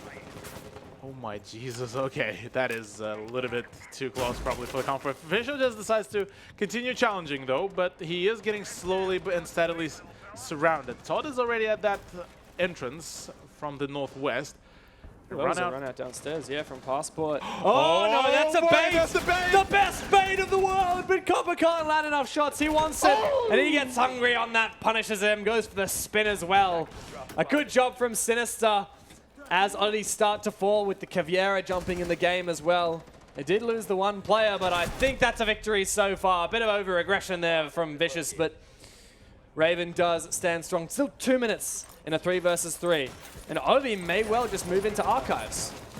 I'm liking what I'm seeing. Raven just decided to spam all of his utility and see what he can get up to, as this would definitely deny a plentiful amount of area, the C4 won't be actually scathing Raven whatsoever, and the plant did go down, so this could very much go into his favor as well. The peak from Nico will be damaging him a little bit because of those track stingers, and that's the peak! Ladies and gentlemen, Sinister will be winning the matchup. I mean, that's the real question. Boy. Will they? No. Will they, Cthulhu? No. They should, but I don't know. Nico is stopped in his tracks, if you get what I mean. And come on, Copper. Don't do it to us. Luna, if she has the capacity to hold down F for just a little bit longer, Sinister will take map number 2 and the series. It was a bit of good fun. Hats off to Oddity. Give these guys a clap because they have given us some grade A entertainments tonight. It might not have been the most strategic siege we've ever seen, but it was some of the silliest and some of the most enjoyable that I've had the pleasure of casting. It definitely was one of the most enjoying moments as well. Some of the strats that Sinister pulled off, and some of the strats that Oddity brought in as well. So both of the teams, massive props to them for playing it out. And that's not the last match we do have today. If you stick around here in the Rainbow Room, we're going to have Mindfreak versus Fury Letter today. And the winner of that match will play Sinister tomorrow afternoon. Tomorrow morning, we're going to have some absolutely rocking show matches as well with some influencers, some content creators, Twitch streamers, and some of these pro players as well. So Oddity may be knocked out of the tournament, but they can put their hands up to jump into the show matches tomorrow. So hats off to Sinister for taking the win. Mainly hats off to Sinister for really bringing us a good show. Oh, yeah. We saw, what did we see? We saw Clash, we saw Tachanka. What didn't we see? I feel like we saw almost pretty much saw all of it, yeah. Oh, the full spectrum that Sinister could have brought in with all the memes, with all the maybe high IQ plays. Yeah. They brought it in. They showed us some fantastic siege, and same goes for Oddity. They showed some good plays, especially Cafe, and even on Border, some of the rush plays were just right. So for anyone here still in the venue, you want to have a look at some of the Ghost Recon, you want to have a look at Watch Dogs Legion, there is so much stuff here at Ubisoft Experience Sydney. Go and have a look at some of that stuff, but make sure you come back because we have another pro match happening here in the Charity Clash. It is Fury versus Mindfreak. That's coming up very shortly, so be sure to return for that one. We'll see you in a minute. You want to eat? Sure, but it's your turn to pay. Oh, man. So look, remember this morning when we recovered the stolen artifacts? Those guys might have noticed me. Things got a little heated.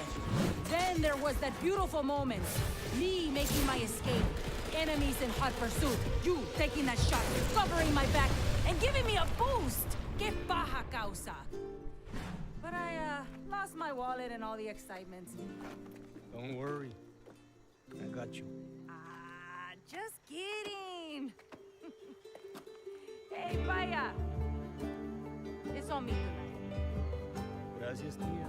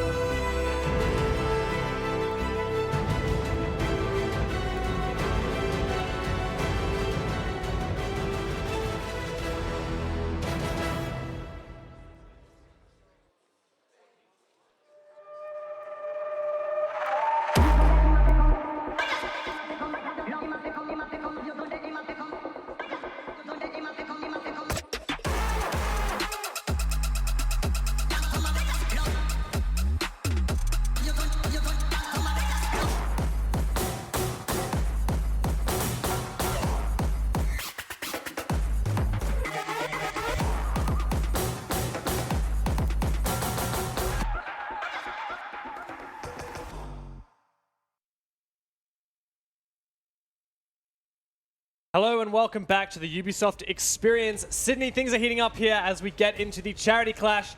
Map number 2, well, game number 2. Yes. We've already had 2 maps so far between Sinister and Oddity, and it is time for us to see 2 new Pro League teams go at it here at the stage here in the Rainbow Six section of Ubisoft Experience Sydney. I'm Dev. Joining me again, Cthulhu. We've got 2 more teams that we get to see here, and it has been packed out there. Oh yeah, it's been absolutely packing in the spectator area. The 2 teams being Mindfreak versus Fury. I'm pretty excited, especially after the showcase that Sinister showed us against Oddity. I'm interested to see what do those 2 teams have for us. Yeah, so these 2 teams, Mindfreak and Fury, both from the Pro League. What do we know about these teams? So Mindfreak at the moment has been seeing a fair few inconsistent runs, but overall it's been a pretty good Pro League season for themselves. Whereas on the side of Fury, they kicked things off pretty lackluster on a few occasions, and closer to their matchup with Fnatic, they just kind of showcased a completely different Siege from them, which put them on the radar pretty well. And I guess both of these teams have had really good experiences recently with the Six Masters finals in Melbourne for the Melbourne Esports Open. Both of these teams made it there, Mindfreak and Fury, and they both made it to the semi-finals as well, where Mindfreak played a really good game against Auglis, the current second best team in ANZ, and Fury played a really good team against Sinister, who's already played today, and then eventually fell to Fnatic, who were the champions of the entire event. So both of these teams we know are both very high level, but they're also players and teams who know how to have some fun, and that's really what we're about here today. Exactly, and that very showcase was during the Sinister matchup. I do definitely think that both Fury and Mindfreak have the potential to meme it up to the full extent. And overall, looking at the players, they're all ready, they're all keen. Coaches are already all just happy to be here and play it out for the good cause. That's exactly right. We're jumping straight into the game here for the match number 2 of the Ubisoft Experience Charity Clash here. It is Mindfreak versus Fury. For those who are just joining us, you might be asking yourselves, what is this Charity Clash?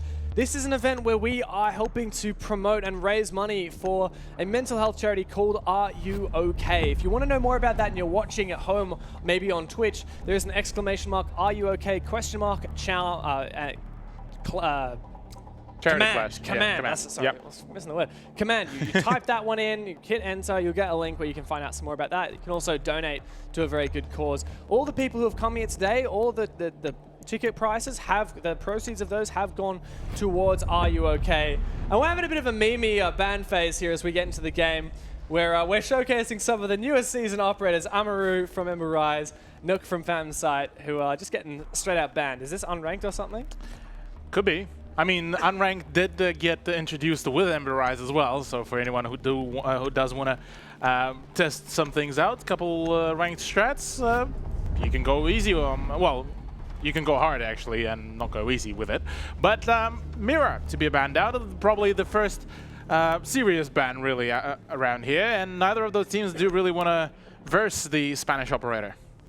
No, we saw Mira, obviously, a very commonly banned operator at the top level. Jaeger, not so much. And with him banned, it really does enable a lot of things on the attacking side, especially now with some of these changes in Ember Rise. Even more of the attacking operators have grenades than previously. So we can have a full roster of operators, 5 operators with grenades brought at the same time, as we saw from Sinister earlier today. And with none of those Jaeger ADS devices to catch those grenades, it really is going to be a bit of a hell for the defenders if that does happen. But to kick things off here on Bank, Fury will start on the Teller's Archives bomb site. Indeed they do, and bringing in a Warden as well. The very first appearance, well, just as I say that, it will be a 6-pick of him onto a Vigil, well, maybe Caveira, or we're just going throughout the whole roster of Rainbow Six Siege. Thank you, Warden. But on the side of Mindfreak, bringing in a Nomad, so potentially yet another knife round. Protect your bombs from being Would love to see a knife round. We saw quite a few knife rounds in the previous match with the Nomad circle enabling it at the start. Shade preparing himself out the front doors. I'm not sure he's going to go for it. Is that a suppressor on Ella? I love to see it. He actually spots out Shaq's drone, but he's just going to play with him a bit. Not going to take that out for now. So this is not a tournament for money. This isn't like a Six Masters Pro League where we have a large prize pool that these teams are competing for. These guys, they play their serious matches in those leagues. This is really just an opportunity to have some fun. And I guess if you're Rock, do some special renovations. Warden just decides to all of a sudden like, hey, come here, I can show you a cool move. Just taps Rog in the chest. But there it is. All of the players are coming out just to quickly get themselves going for the knifing. Oh no, that's traitorous. We already see a first knife comes out nice and early before the Nomad Circle is enabled. And now we don't have the Nomad in play. So it's really all hell breaking loose. And Shade is doing most of the work. All up to Shaq now for the Mind Freak side. He's getting chased down. They're just going to keep running. Here's the 3-speed. He's going to whip out the pistol. No. But the shotgun isn't going to be enough. Shaq, surely not. He's pretty happy about that one. And that was, I don't know, one team being traitorous and then another team. And he gets the final kills. An eye for an eye, I suppose, in here. And yeah, Mind Freak to take the first round for themselves after what seemed a cluster truck of just of an emotional roller coaster, really. Yeah, a bit of that. So in the previous maps we played earlier today, Oddity and Sinister, we saw the maps start off where both teams would agree to a knife round with the Nomad charge to all knock them back and start. But we didn't even get that far because the Nomad was the first victim of the betrayal from Fury. I think Mind Freak are going to be happy with the fact that they got their revenge on that one. I mean, Shaq got pretty excited about that. He did. He was bursting in his seat. So now we are at round 2, and it looks like Fury are going to go for something a little bit more normal. They'll defend this top floor bomb site. Something we see very frequently in Pro League, especially when you bring those operators with the ACOGs like the Rook, the Doc, Echo even. A lot of gunfights I think will be taken by Fury. Echo on CEO Office gives me flashbacks from one of the Fnatic games when the Magnet was just straight up clutching up against like 3 attackers. Yeah, I remember that game. Quite something. But so this is one of the normal bomb sites that we'll see. Earlier matches today, there have been the Sinister Oddity games. They were quite fun. We weren't really looking at some serious siege, but I don't know. I wouldn't put it past these guys to play, play their hearts out, play like it's a serious match. But I wouldn't be surprised if we see things to return to a little bit of normality. Yeah, well, knowing both of those teams, they would prefer to have at least some degree of seriousness going for themselves. Oh, Cutie just gets shut down by Warden straight away and will be able to potentially run away. Yes, he does. Good job from Warden to get safely inside the building again. Runs through the X-Gate tunnel and does get back into server. So good job for Warden getting that initial pick. It's also the diffuser down on the ground. So Mind Freak don't really have a choice but to go and reclaim that. At least they will get one kill to kick things off. I believe that was a cheeky little angle. Long range, taking out one player, but Rock is there for a bit of a return. It's fights back and forth upstairs. Zippy Style begins to make an entrance into this square stairwell. Hey, Style is usually known as the big fragger of Mind Freak, but as it stands, Warden right now is ready to perform, but will be outperformed by Jack Daddy. It is a 1v2 situation as Muesli will be the one to take Shaq's life, and just like that, it is all up to the Sophia player of Mind Freak. Jack Dad does have a lot of work to do here, but he has a great gun for it. Peeking these long-range angles, sees the Echo, but sorry, the Muesli on the dock, but Muesli does polish him off, and there you go. This is actually Muesli's first proper game with Fury, his first game on LAN as well. He was just brought onto the roster recently as Spruce departed from Fury. And yeah, he's having a nice bit of fun on LAN to kick things off. Yeah, it's a good start for Muesli, getting things going for himself as well as the team, and seeming that after a fair few reconfigurations for the team, things are looking all quite bright. Difficult to say so far what the future lies ahead for Fury, but here in this charity clutch, this is their strong suit. What are they good at? They are good at having fun. Yeah, that is what we know Fury have always been about.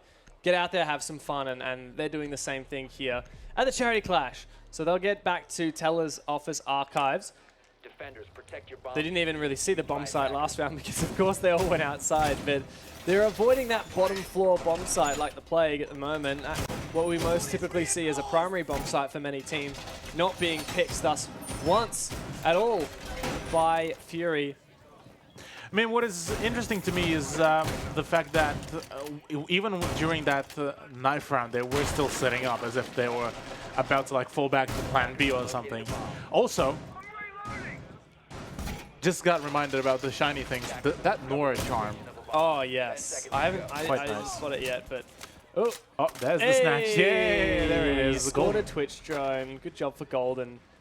And yes, as you mentioned, the pilot program skins, Phase 2 dropped with Ember Rise. We're lucky to have 3 APAC teams in the pilot program Phase 2. Fnatic, of course, who are returning from Phase 1. That's our ANZ team. We have Norengo from Japan and Cloud9 from Korea. I personally have already spent a hefty amount of my paycheck on those skins. They are so good, and I love repping my favorite teams in-game. Yeah, well, I'm still yet to get to that, but even prematurely, my wallet, I can hear already the screams of it. But talking about other screams, we might be seeing a cheeky play from Shaq on Caveira with the shotgun, if that would actually land and he won't get droned. But so far, it seems like this could be very much a possibility, and Mindfreak to kick things off onto Warden. A good job for Shaq. I believe that was a repel on the windows, in all likelihood. Another player goes down, but there is a bit of a refrag. So still, things looking not too poor for Fury. A lot of these frags just happening kind of far and away from the objective, and that's really where Fury still lies on their defense, but they're falling apart. This is really where we need to see the Caveira execute a flank. It's Shade upstairs at the moment. Looks like no one's watching his flank, but he is going to enable some angles through the floor to watch downstairs. It's a little bit of a trick you can use at home if you're not familiar with that angle. Muesli, though, holding down the fort, allows Shade a little bit more time. Muesli, that's exactly what his team needs right now. It's 2 versus 1. It's all on Cutie with the shotty. Cutie with the shotty could still potentially do some damage. That SMG-11 is still a force to be reckoned with, and right now, although against the ACOG, this could be a hefty challenge. Right now, things might get work out. The peak happens. There's the headshot lining up. So it is all a shotgun versus shotgun. 3-speed versus 2-speed. Mindfreak versus Fury.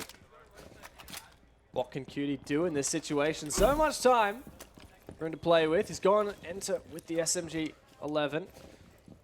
Does have the diffuser. He can plan if he wishes, but of course that will alert Shade to his presence. And there's the impact grenade. A great job with the spaz from Shade, and Fury do take that round. But look, I mean, Mindfreak's all smiles. They're having a good time. Well, Cutie was bringing a shotgun on Sledge to begin with, so you know things are just out there for the fun of it. And look at him. I love to see it. You know, all these guys, biggest smiles on their faces, having a bit of a laugh. For those less familiar with the players, it's Jack Dad on the end, closest to us that we're seeing. Shaq is the next one along. Hippie Style, then Kings and Cutie on the end. And Baked Beans, their coach, standing behind him. I don't know what kind of tactics or strategy he can really contribute to the team, but at least he's part of the experience. Definitely part of the experience. Potentially even having like the meme strat book in there as well. Going for himself. I want to see like someone with a giant folder of strats and then it just like hold it up and it just says play Tachanka or something like that. Just every page, just play Tachanka. Yeah. Bombs being defused by attackers. Well, the LMG will be definitely mounted and loaded at some point, but we'll have to wait for a little bit. Yeah, credit to Ewan, who is the coach of Fury. She's clearly coaching Muesli to bring that Tachanka, and of course we know how important the Tachanka is to the Rainbow Six scene, what he means to the community. And this is an odd bomb site choice, really. The least picked bomb site on this map. Yeah, if this staff room open area. Yeah, kitchen open area is certainly one of those least preferred sites, just due to the fact that in more serious competitive setting, you do need to be very cautious about the upstairs plays. But there are ways to take it. There are ways to take it. There are plentiful ways to take it. And for defense, you need to be very much spread out thin. But look at this. Muesli might actually be going for a bit more serious spawn pick with, Golden. Please do it. Can he do it? Can yes, he hit it? Make it happen! There it is! Yes, Hippie Style, sit down, good sir. Golden is here to back up Muesli, but he's the man of the hour. Surely this is a grenade. And say goodnight, Muesli. Surely this is up to Golden now to cover his teammate. He does, and Jack Daddy also with a team kill. That was a nice idea there, cutie, but you're going to be sitting right on back down, and we still have 5 alive for Fury. The Tachanka strat works perfectly. That was such a roller coaster of emotions as well. The grenades to fly in, the jump-ins by Sledge, and it just all came down to the fact that Golden was able to refrag. There's a nice angle that Kings had onto Shade, so that is just like that. It is a 2 versus 3. Muesli is kind of low in the health, but could still bite back, and there's still plentiful of area for the defensive operators to move around, really. Yeah, Fury do get an early advantage, but they just love to throw it away. Muesli, though, making the play with the Tachanka. He does have the diffuser down on the ground, so Kings will have to reclaim that if he wants to get a plant off. Be wary of those frost mats. There's 2 players left. Warden and Muesli for Kings to find. Kings. I don't think he's knowledgeable about that. There's a whole lot of damage from the Evil Eye. And right now, Warden needs to be extra cautious. His position has been potentially revealed. Oh my God. Kings is so clueless about the position, and there it is. At the end, Fury do score 1 more round for themselves. Shaq is just shaking his head. It was all an absolute chaos for Mindfreak. It was a nice start to the round with the Tachanka strat working out, and then Golden as well to support his buddy. But yeah, Mindfreak might have made some strides there during the middle of the round, but Fury aren't going to let them take that one. Now we head into round number 4, and there is no end to this Tachanka, but it is being shared around on Fury. Muesli's given it up over to Rock, and Kings decides to bring the Montaigne. Hard counter-stratting that Tachanka. Surely Kings was not happy about that. He was not happy about that. That Tachanka strat ended up working out so well. And, well, with the Executive Lounge, I mean, I'd be surprised if we won't be seeing a spawn peak with a Tachanka turret up top. And we've seen a lot of spawn peaks. I personally would love to see one with this meme cannon of the Boss G. This slug shotgun. Really high damage and very difficult. It's a very punishing weapon to use, right? It is. If you miss that shot, if you only have 2 shots, there's a lot of recoil between them. And then after that, you have to go for that fairly lengthy reload. So it is a bit of a risk, especially on the spawn peak. But I mean, man, it's like essentially the intervention of Siege. Yeah, if you manage to get a kill with that little swag cannon, that is just style points. Yeah, you get like a bunch of style points just for that. And with prep phase 2 finish up, Rock still yet to mount things up, and oh my. Oh man, this is like a whole way hard hold strat. Shade?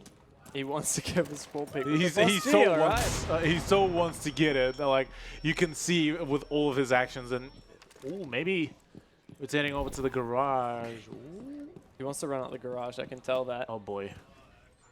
This is I'm not sure about this strat for Rock. He's going to pack up and leave. No one outside the garage, so Shade has to go back inside. Well, with Rock, really, with Tachanka, he is technically utilizing Tachanka to the full extent, i.e. locking down the hallways. But the problem is he can be shot up the back very, very quickly. And C4 nearly ends King's life, but style to refrag onto Shade will be a good solution to that. Kings could get finished off here, though, by the clash, and it might happen. One more shock, and he'll be taken down. The Monte is on an absolute... I think he's down now. He is down. He is in such a vulnerable position, and Golden is here to support with the SMG as well. So close here for Fury. And okay, Shaq, that's one way to do it. Then Golden's going to peek you and surely take off your head. No, Shaq stepping up. He's going to get another kill, but Warden will dig him right on back down. So just 2 players left for the defense. But they have yet to deal with the Tachanka or the Clash, which of course are very potent in these scenarios. The ones that we want to see making the big plays. Jack Daddy's got to step up. Hippie style on the entry is not enough. And Muesli to take both of them down. There we have another defense for Fury. Fantastic showcase of Fury. Jack Dad's still all happy, all keen. Thumbs up and all the smiles going all around. All all the quality They're looking at the players. camera. They're trying Yeah. to... They want to meme it up. You know it. You know it. They want to give the memes rolling. Whereas on the side of Fury, you see they are memeing around. You see they're not going for the full extent of their abilities for the plays, but they're still all pretty concentrated and going all. They want to frag all out. well. Like, Yeah, they they're still having want to some frag fun, out. right? They're going to pick these funny operators, but they're still going to frag out. Yeah, and looking at the overall Mindfreak setup, bringing in a Glass. I want to see it work. Yeah, I want to see it work as well, because so far we saw Glass getting spawn peeked, Glass getting run out on, and Glass getting spawn peeked more. Yeah, we haven't seen much for Glaz that's really been redemption for him, Yeah. and hopefully Kings can put the operator to good use. It's a funny fit, really, because, of course, Glaz now does get frag grenades as an option for his loadout. Yeah. But that doesn't complement his primary gadget. Is all about the smokes, being able to see through smokes, being able to see the little yellow highlights at long range. Yeah, but so technically you could argue that you can reveal more details Oh, yes. with the frag it's all grenades. about that's It's all about the details. the similarity between a sniper and an artist, isn't it? So the Glaz still has an opportunity to make the difference. I would love to see it for Kings. He's been happy to rotate around these operators, right? He started off with one. Oh, Golden, make it work. SMG11 doesn't land enough shots, and he's going to get away just barely. Safe, and Muesli is going to take advantage of the distraction and find the one kill elsewhere. Oh my goodness, that was just way too close, probably for Muesli's. For Golden's comfort zone. But as it stands, Warden is the one to take consume all the damage really out around here. Oh my!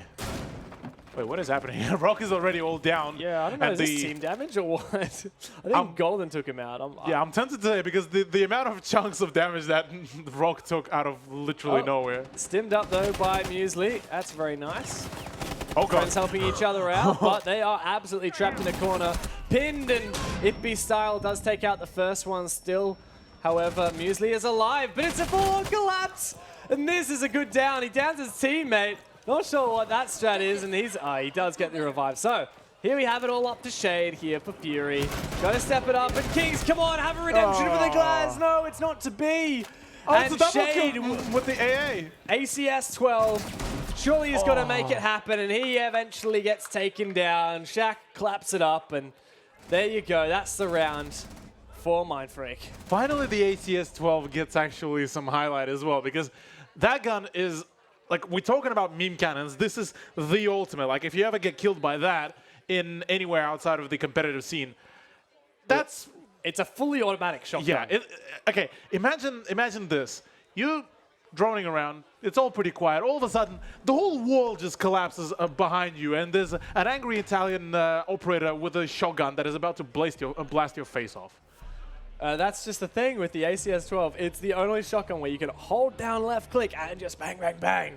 It just absolutely chews through floors and people. Perfect for home renovations. Yeah, it is. Exactly. I mean, our bank is in need of a reno, right? So there you have it. We're on the top floor now, defense. We switch over the sides. Of course, we are playing the Pro League rule set. So for those less familiar with the Pro League, it's first to 7. And we play 6 rounds on each side. A little bit like ranked, but kind of double the number of rounds. Correct. And if the two teams do manage to reach a 6-6 point, we will be going with the overtime as well. 3 rounds total. But to get back to it though, MF on the top floor, still not a single round has been spent downstairs.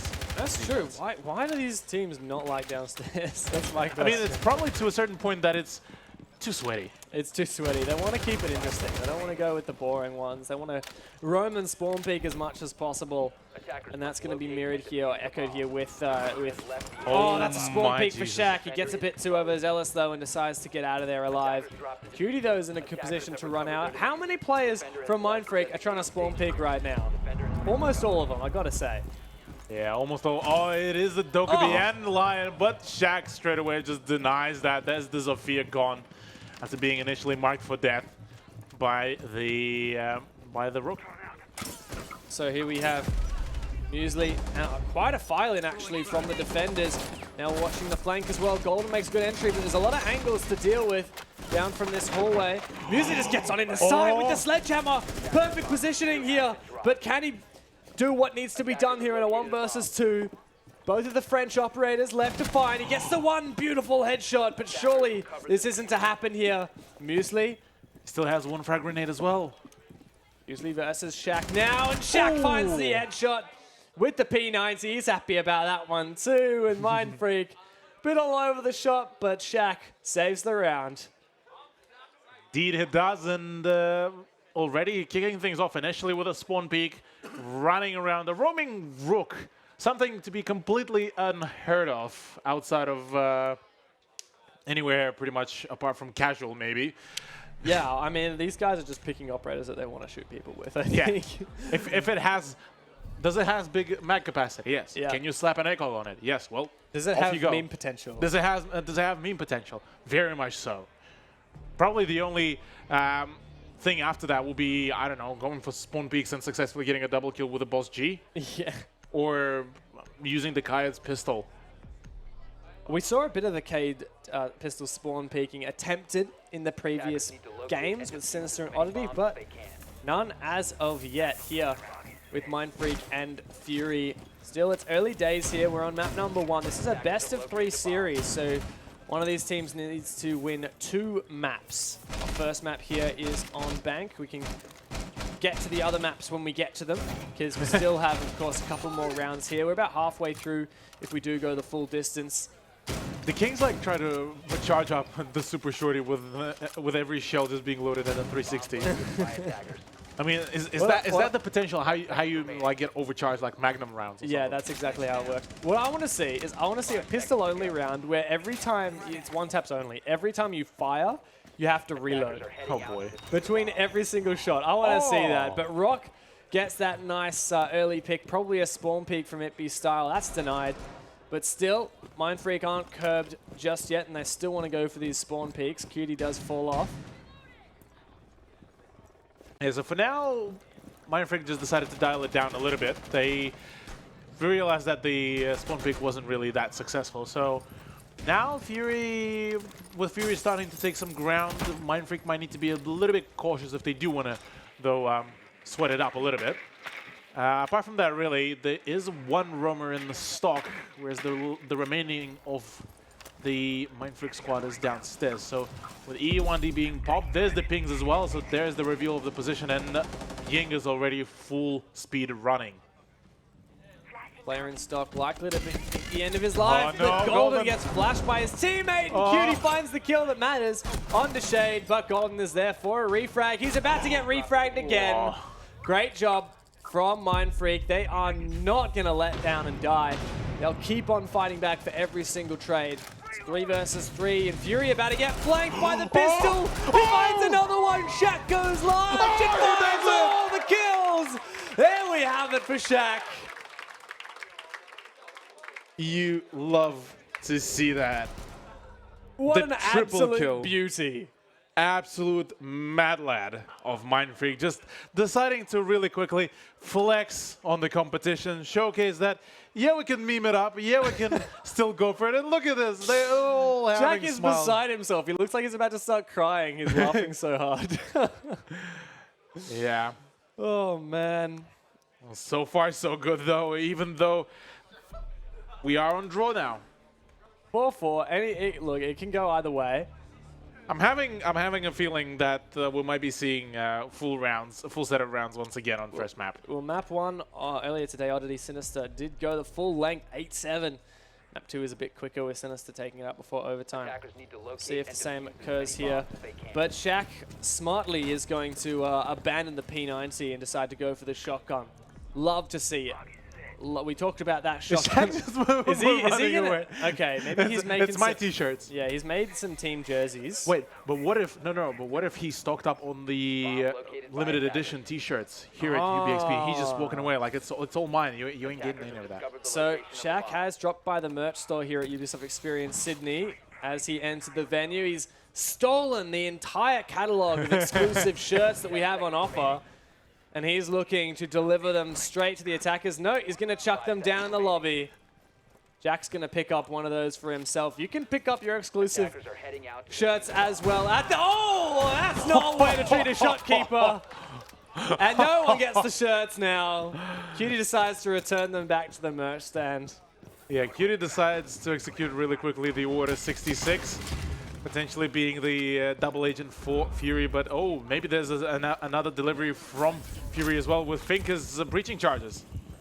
Or maybe those are folded up t-shirts as well. Maybe it was a folded up t-shirt. So this is a rush. The first time we see downstairs defend, and it's a full rush for Fury. Rock's gonna get himself nice into the B bomb side. Oh, but Rock gets taken down. The cap can trap's not working so well. Ippy style just going crazy massive right now. It's shotguns galore either side. Just 2 players left for the attack, but Muesli was faking out that plan. He does have this Sushi shotgun. He's gonna stick to plan. Yeah, and Warden with the... Oh no, he doesn't see the cross! But Muesli survives it anyhow. That shotgun range isn't quite enough, and Warden misses his shot. He gets at the end with the boss G! What? How is that even legal at this point? Did you see him fly? Yeah, that boss G, I don't want to come up against that slug. No, not any day of the week. Look, Fury, we've seen some pretty crazy plays from you, but you can't question their result. Not at all. Not at all indeed, as it is a 4-5 now scoreline. Fury are only a single round away from getting the match point and potentially guaranteeing themselves at the very least that they will have an extra buffer room in regards to any mistakes made. Getting that little leg up on their attacking half now.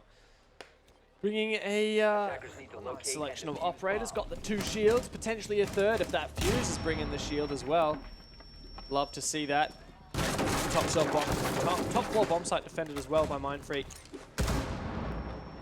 And we'll see if they actually reinforce all the walls, because when Fury was defending up here, they didn't even reinforce all these walls, which allowed the attackers to just sledgehammer on in there.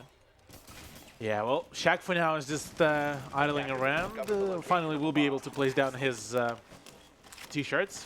Finally, quick giveaway, Gleam.io. Maybe, not really. Yeah, just overall setup seeming to be just getting a couple of like cheeky angles going for themselves and going off that, really. So let's see what the attack strat is, because those are the operators that we're going to be looking at here. Of course, the spawn peak may well come out. Every time someone goes for the spawn peak, surely it won't work. He just missed out looking for that one player, but of course we do have shields galore on the attacking side. Much harder to spawn peak those shields. Yeah, I mean, well, if they all turned around, things might get all ugly for the shield, even for the shield operators. But as it stands, really, at the moment, there's still home renovations for MF, and there's the fuse charges to come out. Unfortunately, the Blitz will be mowed down, and just like that, same goes for the Monty as well. This is all going so wrong for Fury and so quickly. Nice idea, though, to hot breach the bomb side. Shaq was ready for it, though. Shade now, Supernova, and bearing 9 in hand. Ippy Styles all the way outside, and Rock wants to get him, but he doesn't quite finish him off. Shaq's gonna peek him. Cutie as well. Can he get this last one? Then it'll make it a nice 2 versus 2 on the bomb site, but no, he decides to completely abandon that. Shaq will have no idea, in theory, that Rock is just going headlong into the objective, but the diffuser's still outside, so it's not like they can plan. Fuse whips out the P9, the one that he infamously made it and managed to make a 3K with, but with the angle right there, he would be able to down Rock, and there's the interrogation! It's an interrogation for Mindfreak. Jack Daddy gonna claim that one, and poor Shade's gonna be hiding down in the garage, just lying in wait with the shotgun. Wait for that run out from above and into the garage. Like, that will be straight away just BM, but it seems that Mindfreak are going in for a little bit more of a careful play, really. Shaq potentially to go in for the peak as well. He has the ACOG on the P90, so he should be able to pop the melon off the Hibana pretty quickly. He does see the barrel. He does not see the barrel. He cannot see it. No. Will be down as well. 2v1. Up next is Caveira. Jack Daddy won't be actually seeing it, and this time the shotgun will be singing in the Brazilian operator's hands. Great job from the Cav. Oh, that was a bit all over the place that round, not gonna lie. It was partially on Fury. Going for that hot breach and Shaq to deny that. I think that was really where the round started to grind for a halt for Fury, but they gave it their best done shot. Certainly they did, as we are nearing the match point round, really. As the winner of round 11 will be the one to go up ahead and potentially be in to win the first map as well. I have a feeling that overtime may loom on the horizon for these teams. It's very close so far. They're trading rounds. And on the attacking side of Fury, we'll see a scary lineup to behold. That's a lot of oppressive utility, a lot of frag grenades, and a lot of universal abilities with the Dokkaebi and the Thinker ready and waiting to affect all the players on the teams. But I think something that will hinge this round is really that Kapkan pick. And we don't see it a lot in competitive, but when players are just really rushing on forwards like we might expect from, you know, a Thinker pick, that's when you're going to get punished by this Kapkan. Precisely, and like we talked about it before, the beauty of the Kapkan traps, that they work in probably the silliest spots that you can find. Yeah. Or just even if you manage to funnel some of the rushes in through some of those very big choke points, it really does some quality amount of damage. See a spawn peek attempted by Cutie. It's a long run out, and that's a prone peek. Oh boy. 2 run outs. Shaq also jumps out of the open area window. Hasn't been detected, but he does pre-fire to give away his position. Shakes his head at that one. He's still vulnerable if someone peeks that window, but Cutie is, of course, watching. Is he going to pick this fight from above? Oh, he gets it! Good night, Shade!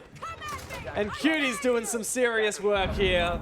That's 2 kills off the gate for Mind Freak. Fury is on the back foot here, potentially staring down a match point if they lose this round.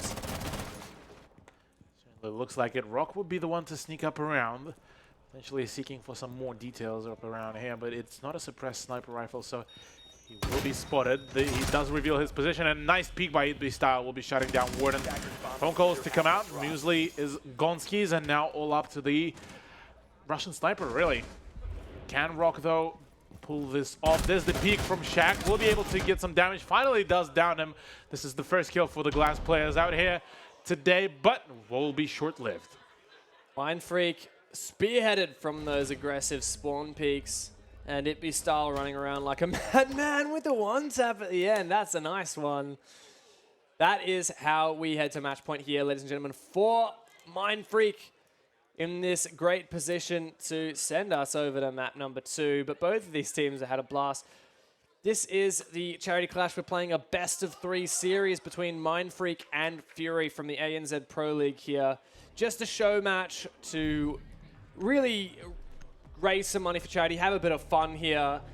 It is a best-of-3 nonetheless, so if Mind Freak take this map, then they'll be 1 map away from heading to the grand final, which will be played tomorrow afternoon.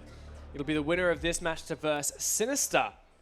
That is correct, and whoever memes up hardest will pretty much win at this point. That's how it works. You gotta meme it hard, man.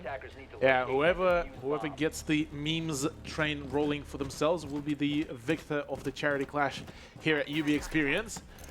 But to return back to this matchup, MF are on match point, and potentially might be claiming this map number 1 for themselves as well. I wouldn't get too carried away though, because I'm not gonna lie, this is the first time I've seen like a really try-hard lineup from from Fury. Like this is the if you told me this was a Pro League match by looking at the operators, if I was looking at Fury's operators, I wouldn't be surprised, because we've got some hard breach, we can get the hatches with Hibana, we've got some good fraggers, we've got some good soft breach, we've got some information gathering at the IQ, and then we've got Shaq just chilling upstairs. Stacking them yokais. Yeah, it's quite literally stacking his yokais. Stacking the Roombas as well. But it seems that Style on that cheeky peek. Can he connect the shots? Or maybe the shots will connect to his head. Can the melon be popped? That's the question. He's going to back away, though, at least for now. He contests a different angle. Bit ambitious, but oh boy. It's a hard breach for Golden. He'll get inside. Nice and early. Does take a little bit of damage for his trouble. There's a player in the blue stairs, ready and waiting. I think Shade is knowledgeable about that position as well. Shaq in a bit of a... This is one of the silliest positions I've seen in a while, but there's a good first kill there for Mind Freak on match point. It's a good way to be. I believe the clash was also in Dirt Tunnel. It's a shotgun entry for Shade. He gets so close and he does finish off Kings. The Clash now trapped inside of dirt. He won't be taken out just yet as Itby Style is still running amok. Usually does jump over, gets that cross mat just in time, and there's another good kill for Shade with that shotgun. Upstairs though, Shade on Shaq on the flank does get one with the with the Echo, and it's all on Muesli. Here, match point for Mind Freak.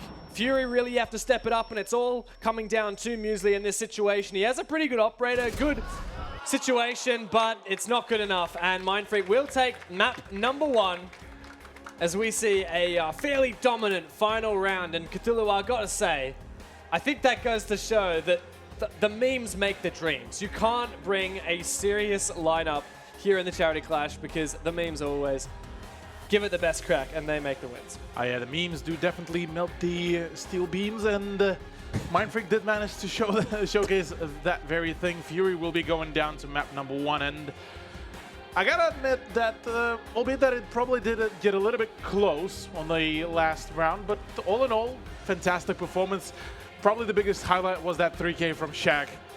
That was something that... pistol, no less, yeah, as well. the pistol as well, with the drop downs. Just quick and easy. Yeah, so well, Mind at least he Freak, made it look like. Mind Freak take map number 1 here. We've got more maps coming on, so if you're going to go and grab a drink or grab some food or whatever, make sure you come back, because we are going to have another map, at least one more map, because this is the best of 3, so potential for 2 more maps. If we see Fury take the next one, then we'll have a decider this afternoon. So there's a lot here to do at Ubisoft Experience, yeah. So I'm sure that you guys are going to be wanting to go and have a look at the Watch Dogs, the Ghost Recon, Royal Champions, Brawlhalla, whatever. We got Assassin's Creed, we've got so much stuff.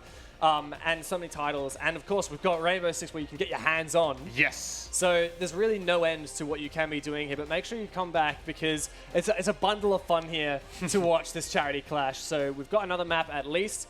Yeah, it's hard. You want to see everything, but you know you can't possibly see everything. Yeah, well, you could try. There's still we would have a couple of more bricks. That is, if we are going to go onto the 3rd map as well. So you can occasionally go to maybe visit the merch kiosk. We do have the limited edition chibis as well, the Damage Dash. Also Yeah, some of the older Series 1 chibis as well. So I know people love those chibis. So yes. We'll make you a deal. You go down to that merch stand, you get yourself a chibi, you come back here for Mind Freak versus Fury map 2, because that's going to start very soon.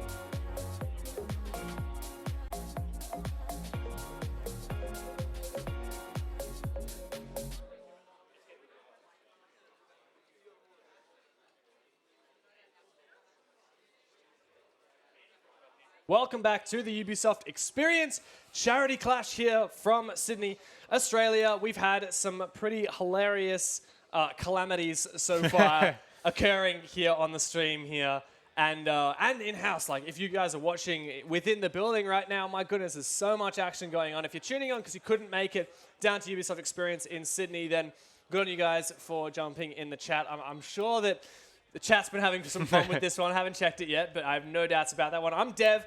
This is Cthulhu. Cthulhu, what have we been watching? We have been watching probably a mixture of just a whole bunch of like initial kind of sweating and then just run out galore. Yeah, there's been a lot of runouts. For some reason, you tell some players, hey, can you guys just like play some matches, have some fun, but this isn't like a formal competition where there's prize money. Apparently, all they want to do is spawn peek. I mean, we saw a couple of hot breaches as well in there with the shields. We saw Rook shotgun. We saw interrogations. We saw a plentiful amount of things, especially within the Mindfreak versus Fury. And yeah, Mindfreak versus Fury has been pretty fun so far. We had Bank just then, which did go the way of Mindfreak. So in this best of 3 series, we are 1 map away from closing it out and sending Mindfreak into the grand finals, which will be played tomorrow afternoon against Team Sinister after our 2 show matches earlier in the day. My goodness, this is some kind of pep talk that Shaq is giving Jack right now. These guys... I don't know. I wish I could just hear what these players are saying sometimes. Yeah, that would be that could have been pretty cool. But all in all, so far, it was a pretty close matchup. You have to admit, 7-5, not too shabby of a scoreline whatsoever, especially for Fury. And all things considered, both teams showed up pretty well. On the side of Fury, for Muesli, this is his first debut within a team ever since Spruce left post-MEO. And right now, us transitioning into Villa, we could be seeing quite a few very saucy plays out of here. Should be a treat. I know for sure that there are a lot of places on Villa. You can have a bit of fun, go for your spawn peaks. As Jeremy from the Ubisoft map design team says, he's very much aware of the yeet to C4 strategy that you can do on Villa for spawn peeking with a C4. So I'm sure there will be no end to the hilarity that will ensue here in Fury versus Mindfreak, map number 2 here at the Charity Clash. Let's get it on. It's time for a bit more fun here at Ubisoft Experience Sydney. Oh, yes! Fury just banned fun. They just banned it. Man, banning Ash, can you imagine that? I do. That's what I would do in any rank. I'm so surprised that we don't have Ippy Style in the chat right now saying, wow, how dare you? Because his 2 mains have just been banned. Yeah, I would imagine Style will be just a little bit upset. But yeah, nonetheless, Ash Jaeger off the board, the dream of probably most of the ranked team players as well. Dokkaebi as well to top things off, so no more calls from the attackers. And the Frost to top things off, so no more welcoming mats. So yeah, the Frost has been hugely prevalent. Oh yeah, she has been so much. She has been definitely prevalent, especially in the hands of a few Fury players as well. Yeah, Frost and Capcan have been some of the most popular picks today, and hey, Capcan managed to make it through the ban phase. Yes, he did. So we still have the Capcan on the table. And Clash, we've seen a lot of these operators that you don't see that much. Even Vigil, right? Vigil was one of the least picked operators in the entire of the 6 Masters season. And here we have Ippy Style given the freedom to just kind of do what you want. Pick an operator you think you can just have some fun on. And he'll just pick Vigil because he knows he can go shoot people. So I like this. We're really getting to see some of these operators that we don't get to see so much in that really serious environment. That is true, as IQ will be the one to be picked for a 6th pick over Jackal. And as it stands, Fury will be going in for the attack for the first half. Kings, not too sure what he's trying to be. Maybe a Razor Beyblade at this point, running around trying to... He's practicing for the knife round. Are we doing a knife round so far? Because every map, though, so far, we've had a knife round to kick things off. Apparently it looks like it. I'm not sure. Hard to tell. Well, they are Where are they running out. Yeah, okay. So every single map so far in this Charity Clash has had a knife round to kick things off. How this works is all the 10 players crowd around and Nomad puts an air jab down, which knocks everyone on their asses before we start getting into a serious knife round. So yeah, it's gonna happen. Let's do it. Where are we going? It is gonna be a knife round in the ruins of this beautiful villa. I like this. Thematic knife round. I'm definitely digging it. Couple of flashbangs and everything to be going around, and the Nomad charge is about to be placed. Come on, everyone, crowd gather around. There we go. There we go. All nice and tucked in. There's the Nomad charge to come up, and here we go. Off we go. The flashbang as well to get blinded. MF are getting a little bit backstabbed on this one. There's the knife kills to come out, and Fury so far are the ones to potentially, no, just as I was about to say, dominating, but it is Mind Freak to take the victory on this one. The Chunky Maestro to close things off. A bit of cheeky start from the attackers with that flashbang, but despite that, Mind Freak come out on top. Good job on those knife rounds. It's always a bit of fun. You don't really ever get to do that much knifing. And I think it kind of makes you underestimate how much movement skill you really have to get a knife well. I noticed like some really good like dodging. You make it look like you're sprinting up and then dodge back so that they knife the air and then you get them while they're on the recoil. Like I love it. I love it. Well, yeah, there is plentiful amount of ways to trick your enemy into trying to swing. But as it stands, it will be Mind Freak to take the lead in the swinging competition. They will be the one to outswing, you could say, and Trophy Room Statuary to kick things off for real this time. Bringing in the similar set of operators, but this time it is Cutie on the Clash. And apart from that, really, the Fury lineup seeming to be a bit more serious comparative to Mind Freak. They have a lot of Fury have a. Oh, that's a big smile. That is quite a smile. Can he make it like a full? Oh, what is that meant to be? What are you writing? Not too sure. He's breaking the wall. Is that S-I? S-I. What? Attackers have located a bomb. 5 seconds left before. Is it psych? Attackers objective. oh yeah. Psych?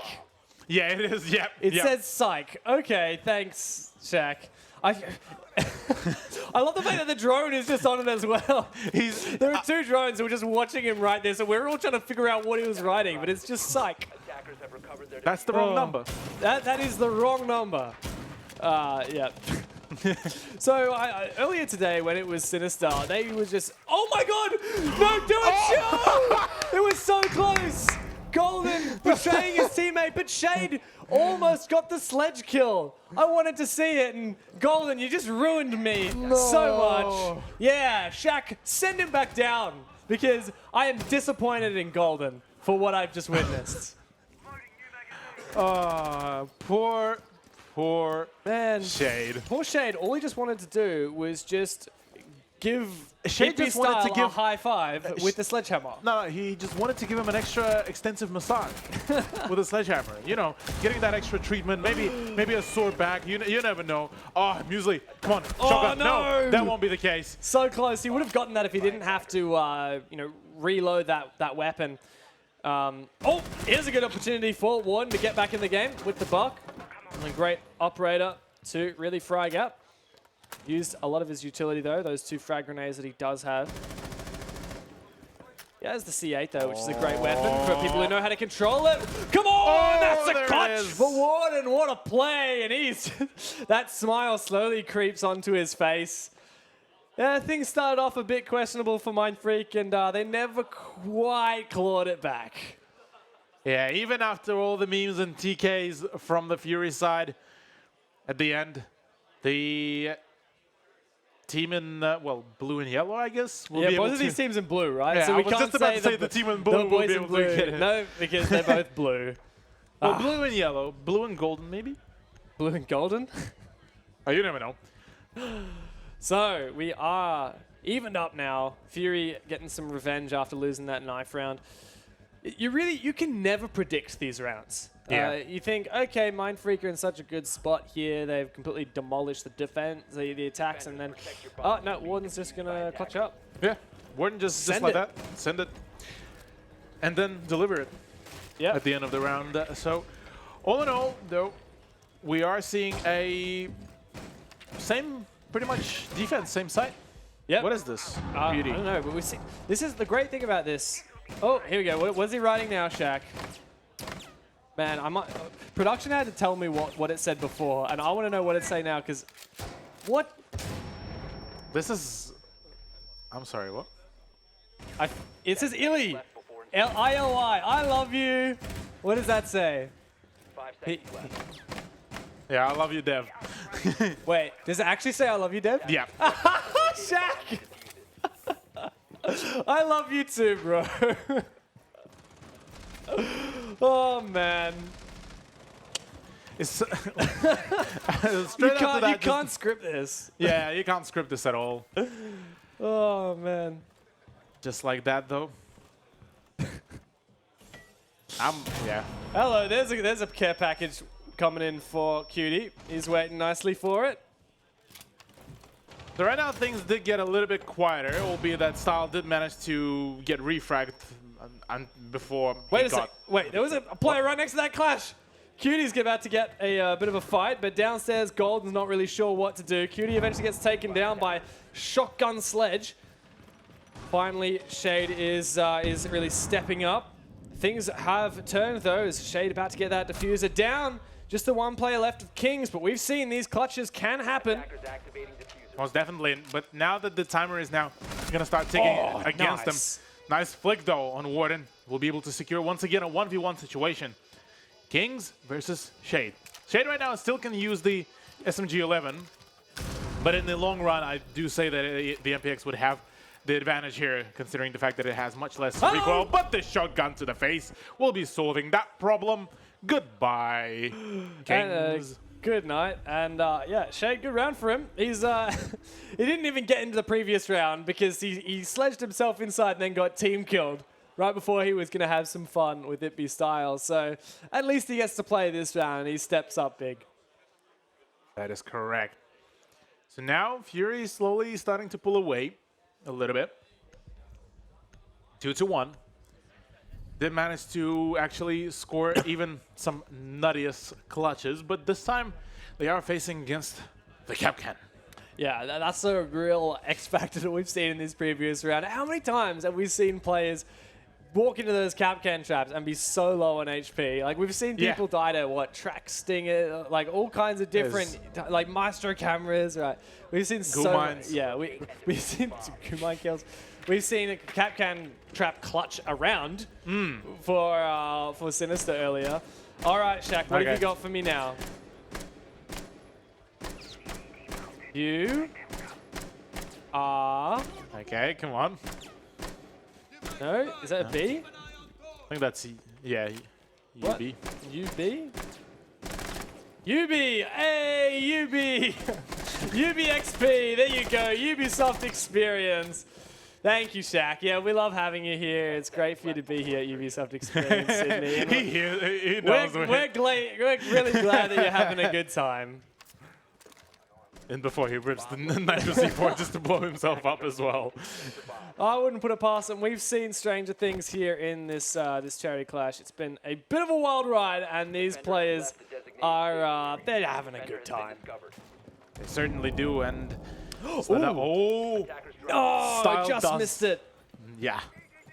Just lands the shot, nearly flicks onto one of his teammates, but as it stands, the diffuser is now down in the wine cellar, and things might get heated up pretty quickly if Fury won't be too careful. Cutie to go down to potentially a grenade. There it is. Nope. Survives that one. Yeah, evade that. And Golden to kick things off. Oh! Jack Daddy. Oh, there's a double! Double for Warden.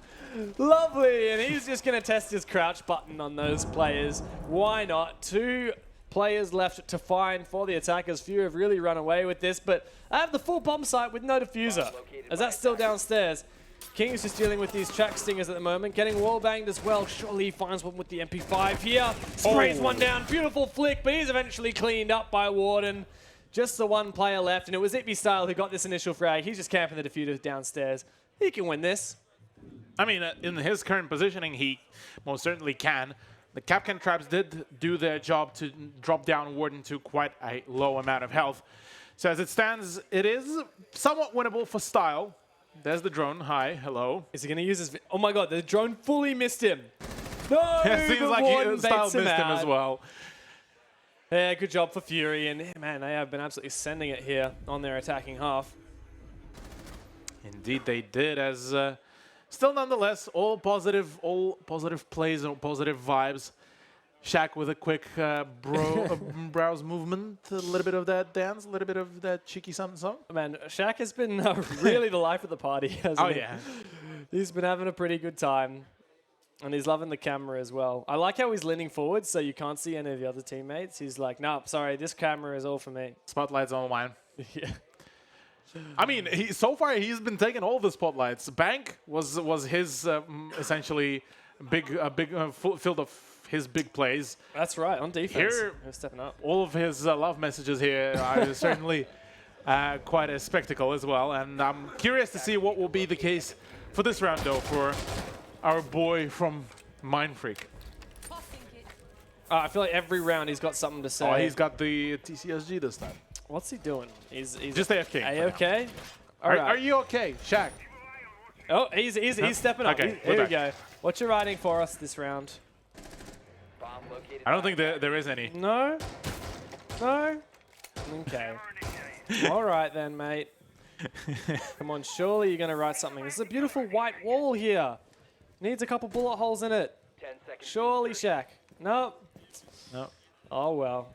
Even the greats do drop off. I think, actually, I just realized that he probably was actually, with the way how he was moving around, he was trying to write down the some letters. But maybe I'm just trying to overdo it. But as it stands, he does overdo with the spawn peak as well, and will be losing his head to Muesli.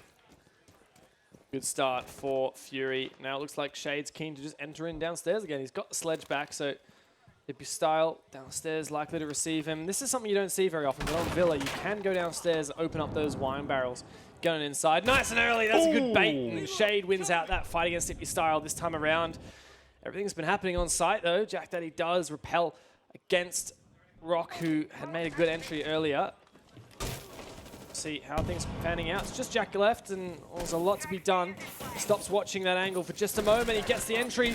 Can he get a second one? No, there you go. And stolen the kill away from Shade. You can see he face palms. He says, dude, why did you steal my kill? Golden, he's just a bit of a rat bag like that. And there you have it. Fury absolutely running away with this map. Sure they did, as that collapse worked out pretty well. Shade with the shotgun sledge definitely doing plentiful amount of work in getting some very nice limelight onto him as well, with leading the charge of his team. He's the, from what I remember, he's the captain though. Shade? Yeah. I'm not sure who you would really at this point, like at some Warden, point he was. Warden or Shade, it's hard to really know. These guys have kind of been, you know, they're not like... They're very universal in, yeah, in exactly. the roles, yeah. You don't think about something like rigid, like Fnatic, right? Dizzle is in charge of Fnatic. Obviously, they are very much a team and they work together. But what Dizzle says goes at the end of the day. Yeah. And that's not really the case here for Fury. They're a team where they're all a bunch of mates and they're having a good time together, and they really work through those things together. But let's talk about this next round here. Running away with the half here. Villa, what we would typically say is fairly defensive-sided. So yeah, to a certain degree. So if we end up 5-1 here, this isn't looking great for Mindfreak. Certainly wouldn't really, but at this point, I would imagine that they would probably bust a move during the attack. It's so unpredictable, isn't it? It is so unpredictable, yeah. I definitely will have to agree.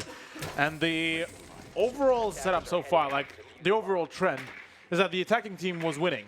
Sinister versus Oddity showcased that.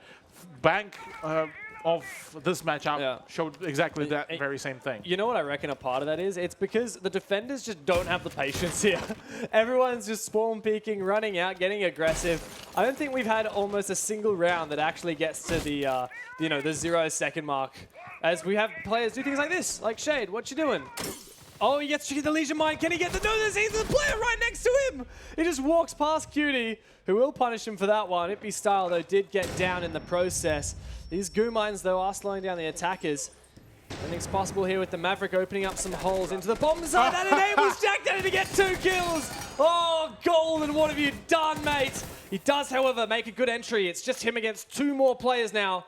And this is totally doable, but he's worried about a player on the flank, and there you go. Mind Freak, get back. So a 4-2 scoreline at the end of the first half still gives a good leeway for Mind Freak to bring this back. Whereas on the side of Fury, they have those 2 rounds of a buffer before things might start getting a little bit a bit scary. Yeah, Mind Freak did win map 1, so if Fury bounce back here, then we do play map 3. Yes. If Mind Freak close it out here, then that's it. That's the charity clash for today. Yeah. And we'll see Mind Freak play against Sinister in the grand final. And Oddity and Fury will be part of the losers club. I mean, that's a bit of a mean thing to It's okay. say. No, I every time we have an event, right? Everyone's win or lose, everyone hangs out together.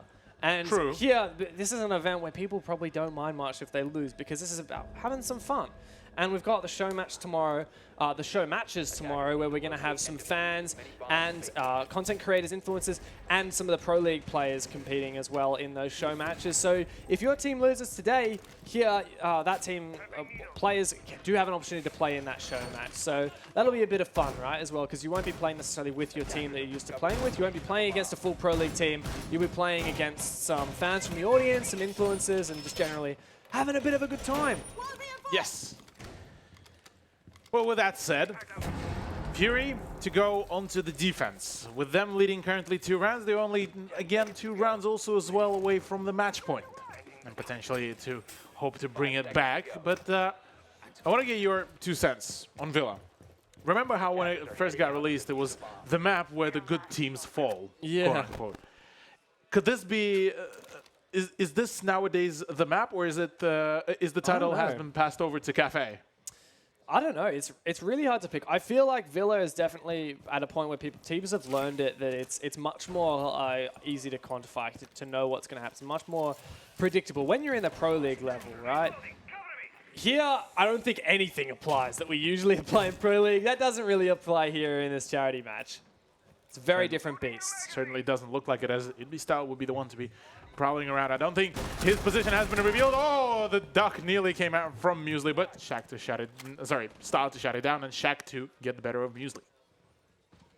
So 2 players picked off on the defense, and Shaq's so very close to this objective, but Golden will take him out. These aggressive mirror windows looking to study will give him some visibility in the rooms next to him, and now we're even up. 3 versus 3, and Ippy Style is still just chilling out, crouch walking downstairs with the LMG. Now with Ember Rise, this G8A1 LMG is also available on the new attacking operator, Amaru. And as a part of that, she's also, the G8 has also been added an angled grip. So a little bit more options with your loadout now, even on IQ. Certainly, and allowing that extra speedier ADS time is certainly going to benefit a fair few teams. But this seems like a full-on push in by MF, as it seems that the C4 to come out, Golden to take out Cutie, and it is all up to Style once again. Minute and 19 seconds left to go, so Style will continue his crusade of semi-crouch walking occasionally here and there, but as it stands, his position will be revealed. Oh, nearly falls to the victim of the C4 as well. Oh. Warden wants to finish this with the pistol. Could this be the Agent 47 finisher here? Oh, it's a nice one! There will. you go, James Bond. Warden, in style, does execute the last player. And Fury, one round away from match point. They really, they've been feeling pretty good here on Villa. They certainly do, and the overall setup so far is dictating exactly that as well.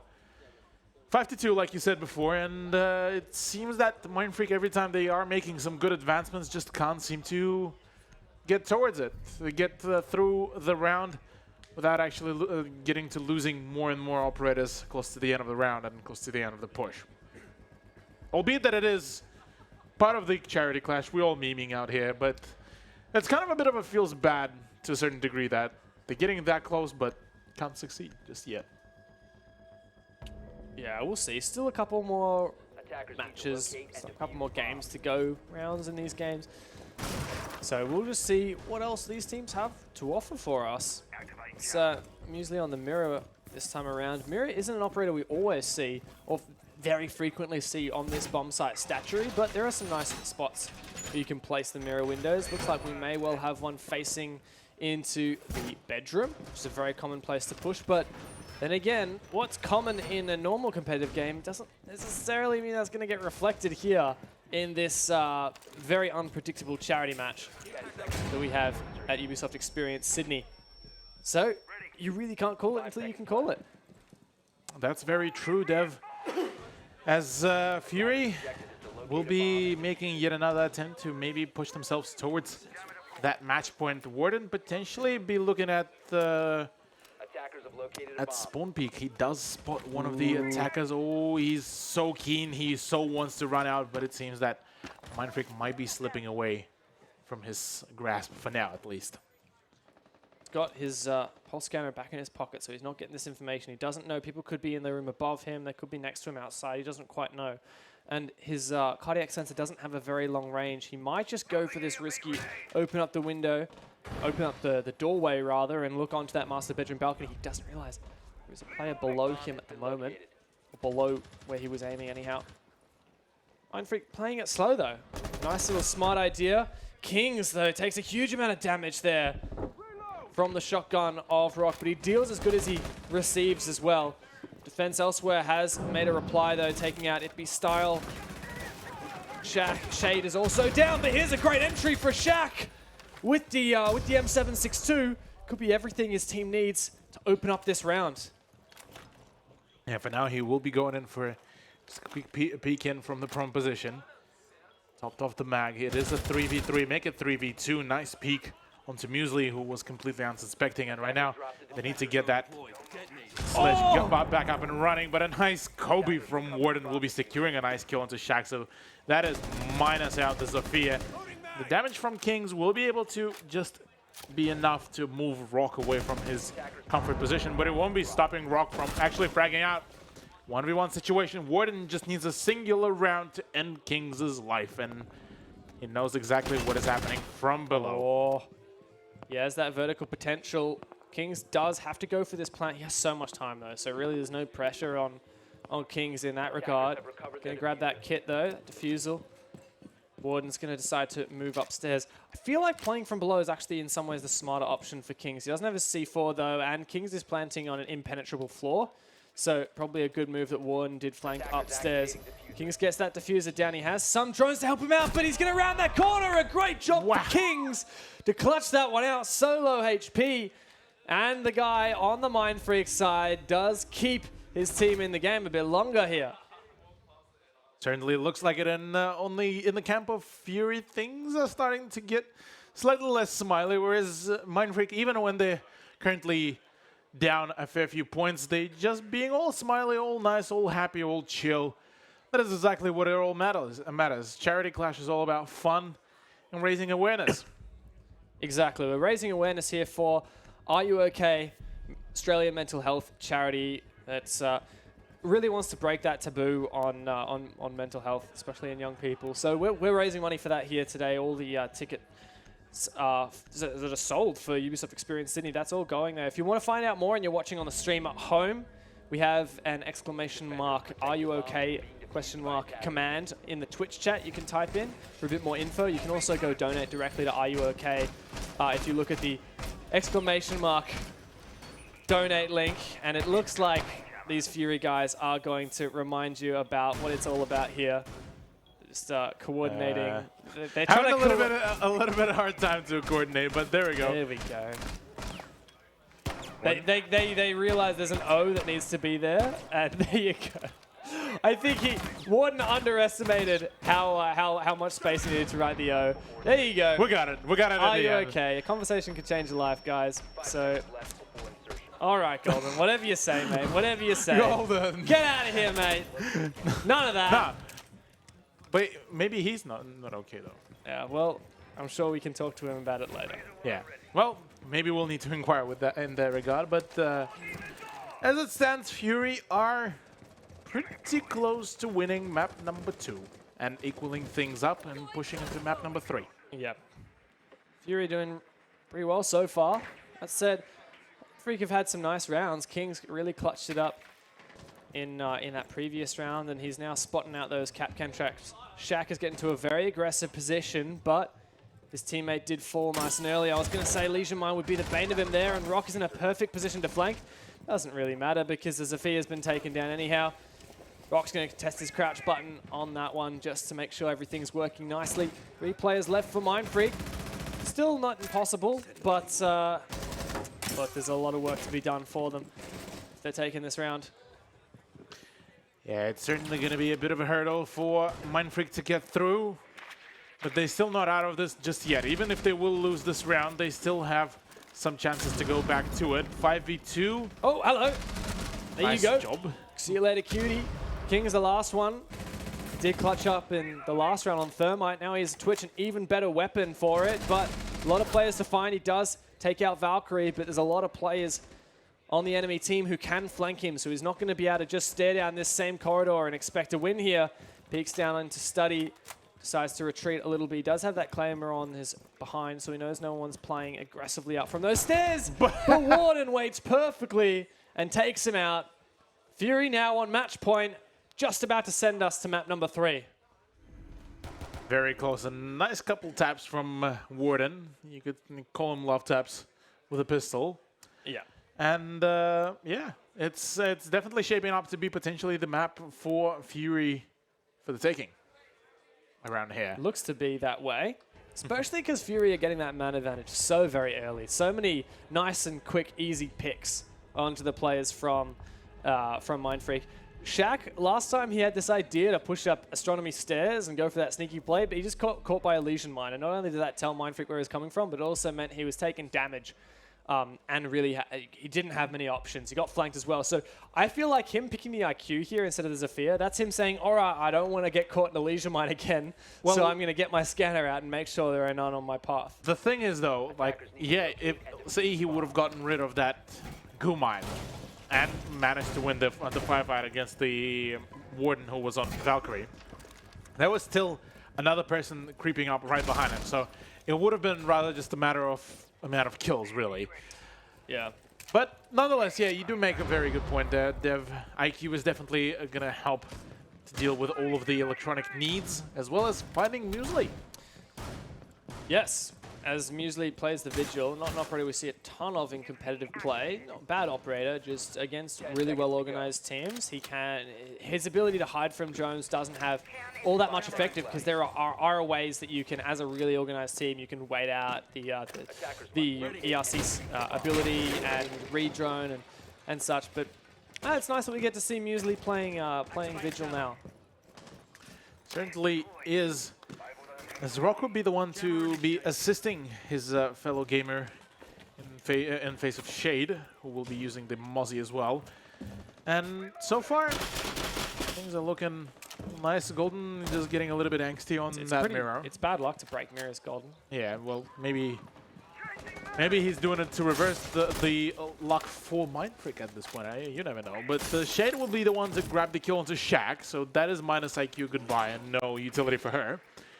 Meaning Mindfreak going to be put at an early disadvantage with only Twitch remaining to deal with all of that stationary utility. There's a really aggressive position in Master for one of the defenders, but Style's going to get nice and quickly up onto Red Stairway. Jack's with him as well.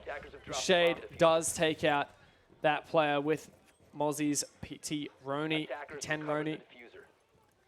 On the flank, though, Style very cautious of that position. Kings does find Shade elsewhere, though, so he's taken out. Looks like we could see a plan for Mindfreak here. Despite having the numbers disadvantage, they may well turn the tide here. If Kings is ready to support his teammates, that is. Is there a C4 as well to make things even more difficult? Just 2 players left for Mindfreak. Jack Daddy just barely alive on the objective, and things are turned around a bit. Player inside of Aviator, Kings jumps into it as well. He's down though, so it's a 1 versus 1 on match point. Warden gets the first kill he needs, but Jack Daddy's so low on HP. What's gonna happen? Impact grenades to come out, and Mindfreak will be able to clutch this up. There we go. Finally, Mindfreak do bring this back slowly but steadily. But still the hopes of closing this out into are alive for Mindfreak. Yeah, hopes are all still there, yeah. Until that last man of Mindfreak is dead on the last round. It's all still on the table. All the cards are still there, and all the chances are still present. You can still see the best thing. What I love about seeing Mindfreak is no matter what they may be at a 3 or 4 point disadvantage, they still out here laughing, enjoying their time here, and just having a good time all in all. Yeah, all of these teams, it's a common thing we've seen all of today. I've never seen a moment where one of these players looks really distraught or looks, oh, this is too much, or I'm really unhappy that I'm losing. No, none of that. These guys are all here to have fun. Precisely. Attackers need to locate Play and some defuse Siege, the bomb. game that we all love. You know, you don't have to be playing in the most intense competitive environment. You don't have to be playing. There's a lot of stress, obviously, that comes with playing at the top level. And sometimes it's nice to just kick back and with your buddies, who are your teammates, and play some fun games. And we'll have a short intermission while we watch Jack Daddy trying to do some filming of his teammates. Jack, come on, mate. Get back into the game. I was just saying how much you're enjoying playing some fun games, and he's too busy on Instagram or something like that. It's just a quick video, you know. Got to get all the memories going. My friend, yeah, there it is. Turn around for the camera, smile and wave, my boy. There it is. Prep phase is over. Was able to afford that for himself, and we just like that back into it. 6-4 we scoreline. don't need to watch the prep phase anyway. We'll just watch Jack Daddy. Can we just keep Jack Daddy on camera for the whole game? Like I'm totally Can we have cool like with a split camera though? Like one half is just Jack Daddy just smiling, and then the rest of the game on the left side. I mean, honestly, like that smile could end winter. Like that is that Jack Dad, man. That's all I'm gonna say. Yeah. Well, for now though, Mindfreak still 2 rounds away. They need to get things going for themselves. A couple of cheeky pre-fires just miss around Golden. Oh, that's a reinforced wall with the mirror window. So Golden just keeping nice and snug on that mirror window. Not sure exactly how Mindfreak will tackle those mirror windows inside a study. His style gets nice and aggressive. He does have smoke grenades which can deny those lines of sight, potentially allow him for an easier entry.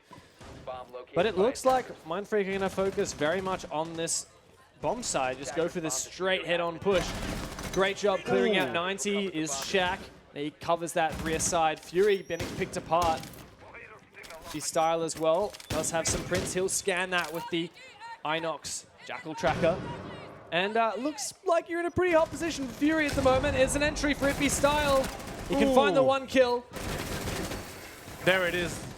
There's the flurry of kills going down with Rock, the last man standing. With a couple of pre-fires, that won't be saving him. Mindfreak are getting back at it again. 5-6 is the scoreline so far. Maybe we will see overtime. We had in the first series, Sinister Oddity, 1 overtime map and 1 map without overtime. Maybe we're seeing the same thing here. What are you doing, Jack? Wait. Nothing, he says. What are you doing, Jack? Nah. Just take a selfie with the camera. Take the selfie with the boys. I want to get can you make a selfie with me, Jack? No. He can't I don't think this is from him, though. Oh, man. At least just yet. But all in all... I love that. I mean, well played. As soon as I said, what are you doing, Jack? He just says nothing. He throws his hands in the air. What is that? I mean, well... Oh, man. That's exactly what he said. Yeah, it is. All right, here we are. Are we going to overtime, Cthulhu? I'm starting to feel it. I'm feeling it. My whole body is feeling it. Overtime is coming, baby, and I'm excited. Yeah, Mindfreak aren't going to lay down and take it here. Here we see the Empire skin again, I believe, on Muesli. Love it. We talked a lot about the pilot program Phase 2 skins in the first match, Oddity Sinister. Man, I love those skins. And you can get the Fnatic one if you're a big fan of the other Aussie team who recently won 6 Masters, current reigning 6 Masters champions 2 times in a row. You can grab their charm. Yeah, that's right. You can grab their charm. You can grab their weapon skin for the Nomad AK. I can't remember what the full name is. Yeah. And Nomad's outfit for Fnatic headgear and outfit. So if you're a big fan of our Aussie teams, you can grab that one by going to the shop in-game. Of course, we have a lot of teams with pilot program skins. What's this time Golden going? Ah, Fox. Wait, Oh, no. No, wait. Flick?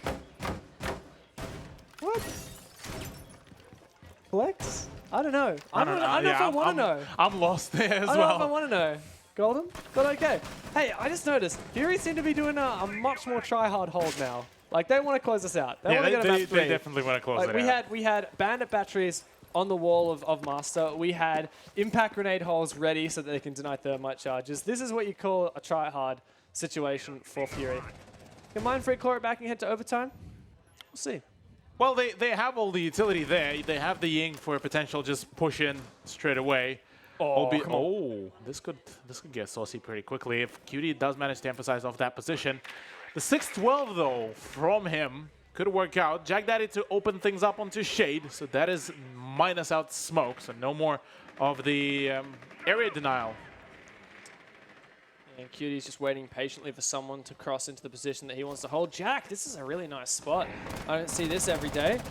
Rock, though, does get a kill to claw things back a little bit for the defense. Ippy wants to push up these Astro stairs, but we've seen how devastating Leisure Mines can be, or just a flank. That's Golden there, but the retrade, the 6-12. Cutie, a great job, but he's going to get peeked by the Bandit. Surely there's a refrag here. No, Muesli to hold it off. He gets flashed, but surely this isn't going to work. And what am I looking at? Fury do take the map. After all that, they finally make it happen. And what a messy way to close it out. So we are going to map 3 here. Tied up 1-1. Fury versus Mindfreak. Indeed, as so far things were looking pretty good, albeit that no overtimes whatsoever comparative to what we saw, say, in Sinister versus Oddity, where we saw the first map to go full overtime rounds. Things looking all swell for Fury in here as well. And it was dominant for quite a while. Yeah, it was pretty dominant. Mindfreak did claw it back a little bit, but yeah. Man, I just love the fact that at the start of every one of these maps, we get to see a knife round. Yeah. And all of the knife rounds are slightly different because every time we see a knife round, like when we saw the first knife round between these two teams on Bank, there was so many moments of betrayal. Right? Every one of these knife rounds, there's no rules. There are agreements, but you know, rules are made to be broken. Yeah, precisely. And yeah, with that, the first map did go in favor of Mindfreak, and we were thinking that maybe Mindfreak will be able to close things out here on the second map being Villa, but it seems that Fury did manage to bite back, which makes me kind of think, what will be the third map like, really? Because both of the teams meme it up, both of the teams can try hard, and both of the teams can win a map. That's true. It's out of our hands at the moment. Fury and Mindfreak is going the distance. We'll see who's going to come out on top and face Sinister tomorrow in the grand final of the Charity Clash here at Ubisoft Experience. Don't go anywhere because map 3 is coming up right now.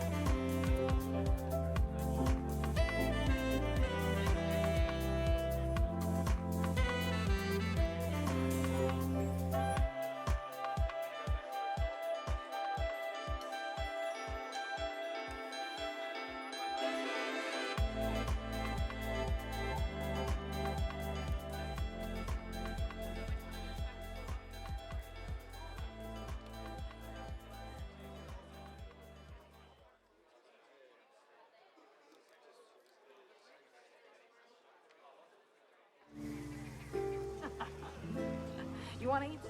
Sure, but it's your turn to pay. Oh, man.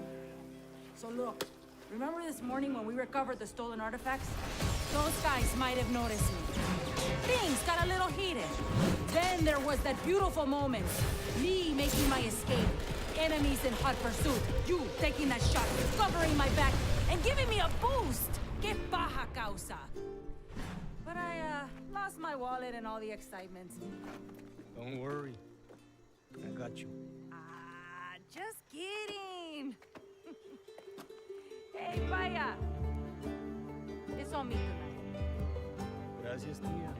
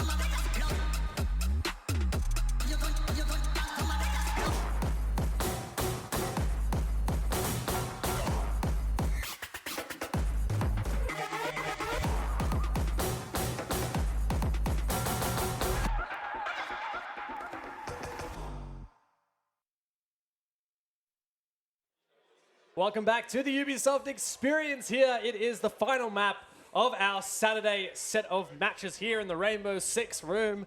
And it's been a blast so far. Yeah. I'm Dev, and this is Cthulhu. Mate, what have we watched today? Some absolute hectic siege. Oh, yeah. And there's more to come. Yeah, there's definitely more to come. We just witnessed Fury bring it back against Mind Freak, so the overall map score is 1-1.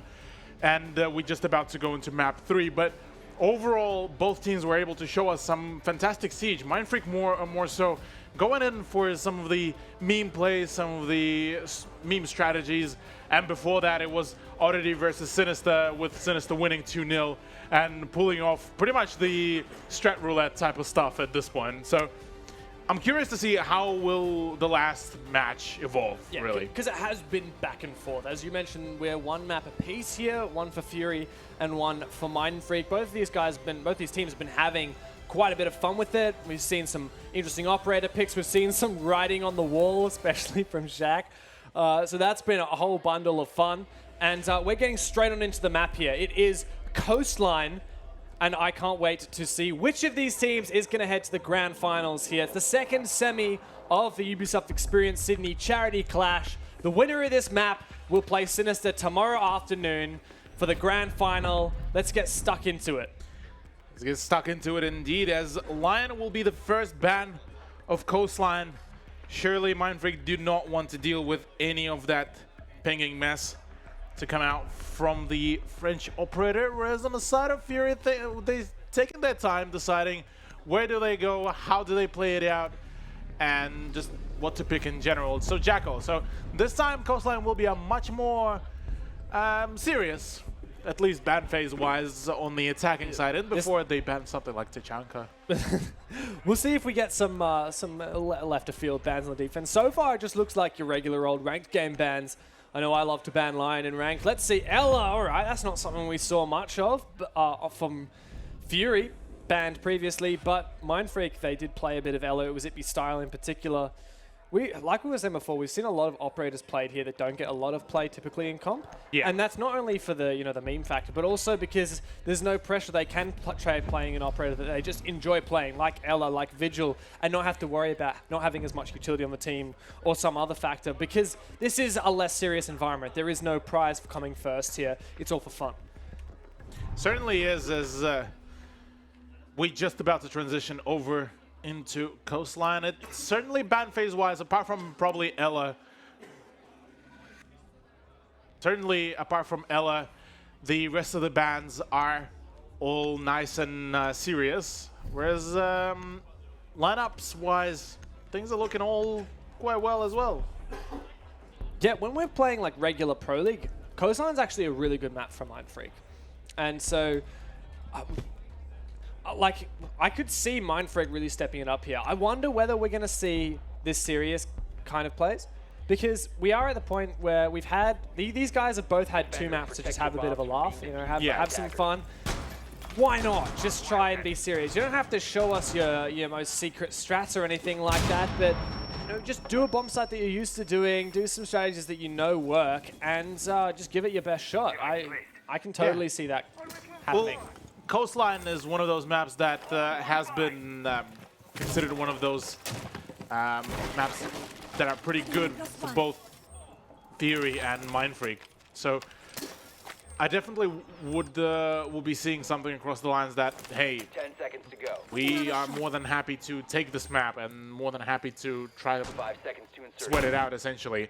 Shade, I'm not too sure whether he was intentionally just turned around, but yeah, the drone will be missing the operator, and there's the run out from Idby Style once again, this time with a 5-7 rather than UMP, which is somewhat odd to me. But yet another one to run out. Can he hit the shots? Oh no!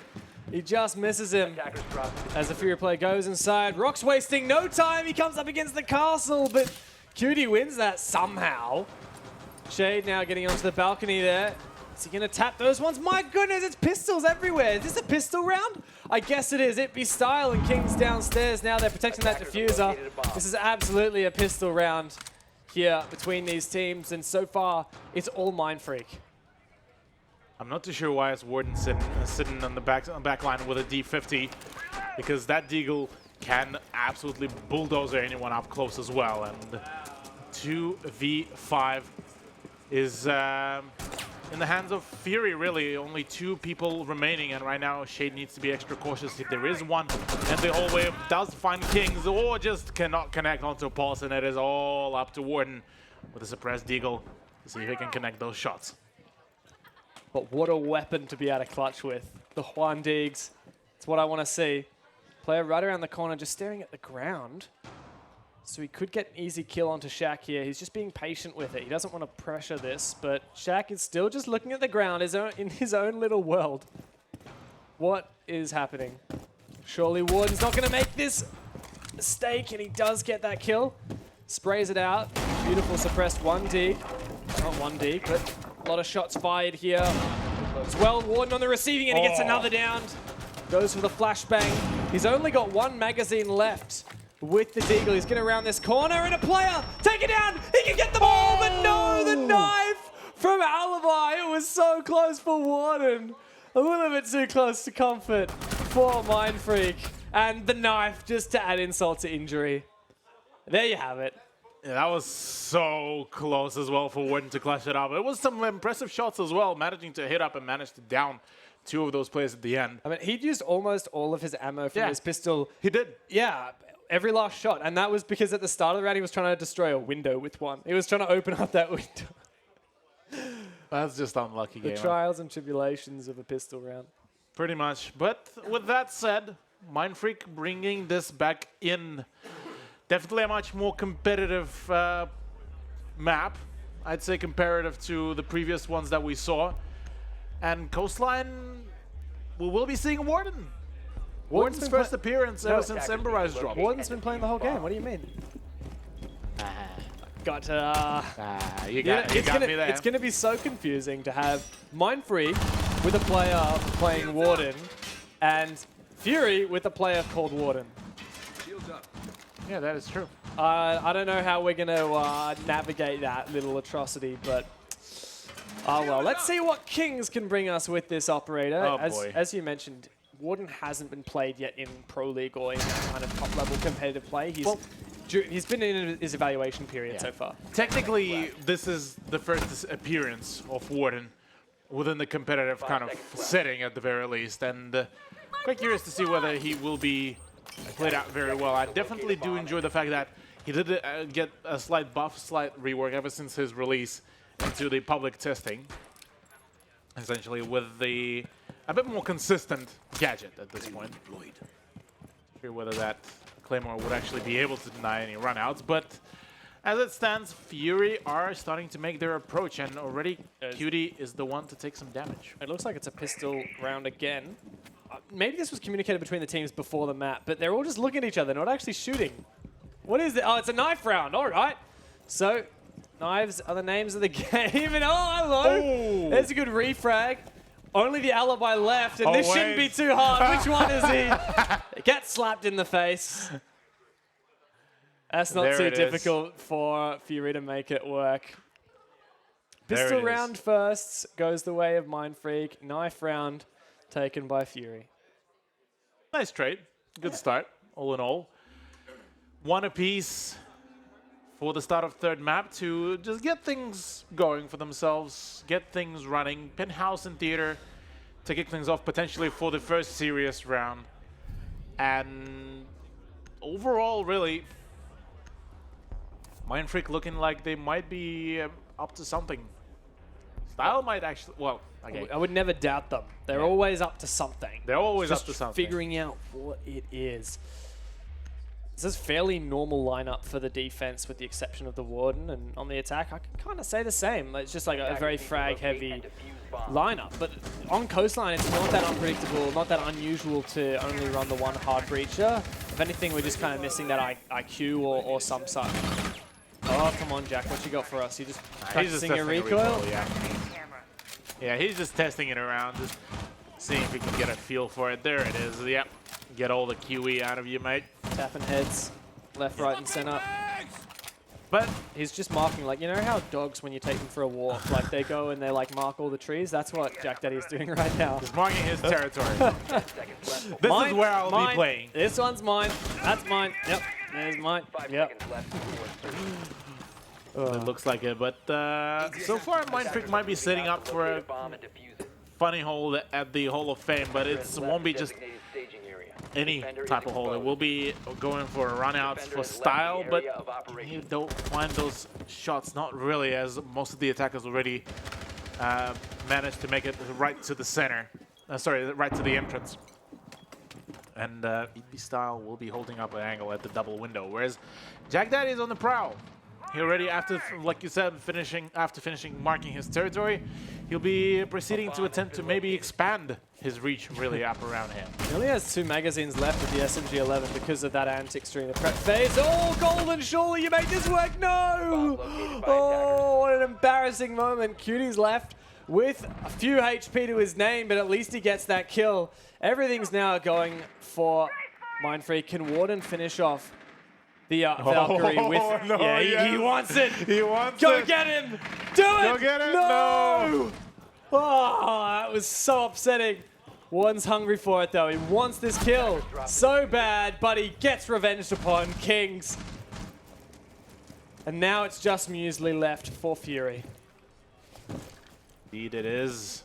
All up to the Zofia player, full health, but so he might be able to deal some damage. Does finally manage to finish Warden's job. Oh, Does manage to find a nice another melon as well. More shots, but way too many targets to engage here. Really, the kill for TKs to come out from Style as well. The pistol to come out, but nothing. 2v1 just like that in a matter of, what, 5 seconds. Still have Shaq in a really good spot, though. He's just going to destroy this deployable shield. He knows how strong that position is, but he gets peeked at just the wrong time. Shaq, though, doesn't land the shots, and he's going to be trapped right on into the corner. Punished now, and Muesli has to find this last kill, but no. It was so good for so long for Mind Freak. What? Toying with his food before he eats it. Thanks, Style. And getting all up close. Oh my. I don't really need to see the inside of Zofia's head, do you? Like, I mean, I know she's got a big brain, but like, we don't need to see it. What about big forehead?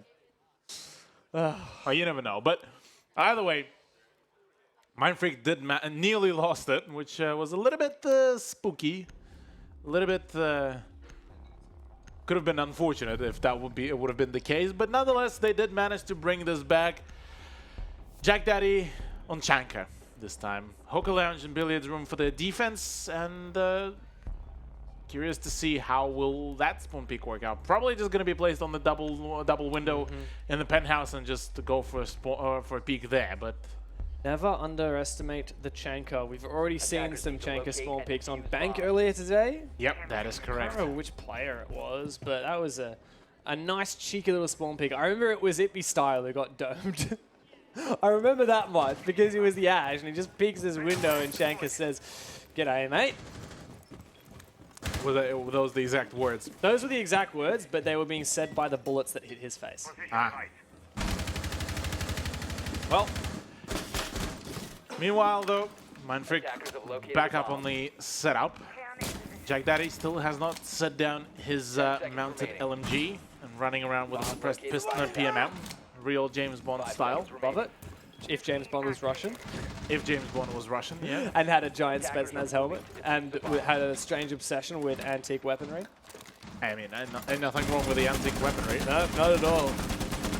So that's usually where you make a rotate hole. And as much as I love that dugga, dugga, dugga, dugga, you can't actually make it. You can't just look. Tachanka rounds don't melt steel beams. That's all I can say. I mean, that might be a little bit of a too careless play, but as it stands, oh, Shade.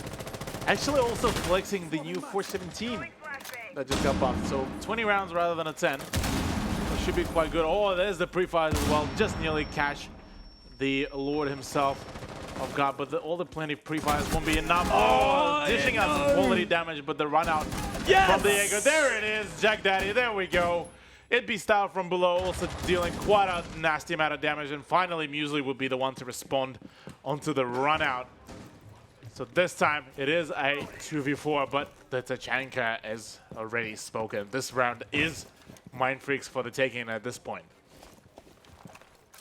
Jack Daddy on Tachanka, he's hungry. He's already had one, the diffuser down on the ground. Muesli has to get this. There's two angles to worry about. The Jaeger, who was playing from big window, and the Tachanka, of course. He's going to get that kit, but he gets a bullet to the side for his trouble. Does get out of there. He's going to go in from downstairs. Warden as well. Likely to push up these blue stairs. There is a player just at the top, and he's watching. Oh, he's watching all right as, oh, who can see each other faster? Does go down to the hands of Kings. There's another peek, and Kings will be shutting things down. 3-1 scoreline.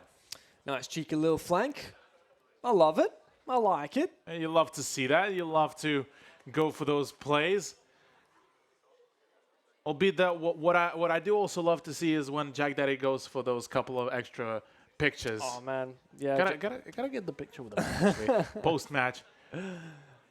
Yeah, it's all so far all good fun for both teams, and the Chanka strats working out all well. Yeah, it worked out. We got a pick with it. We did some serious damage with the Tachanka turret.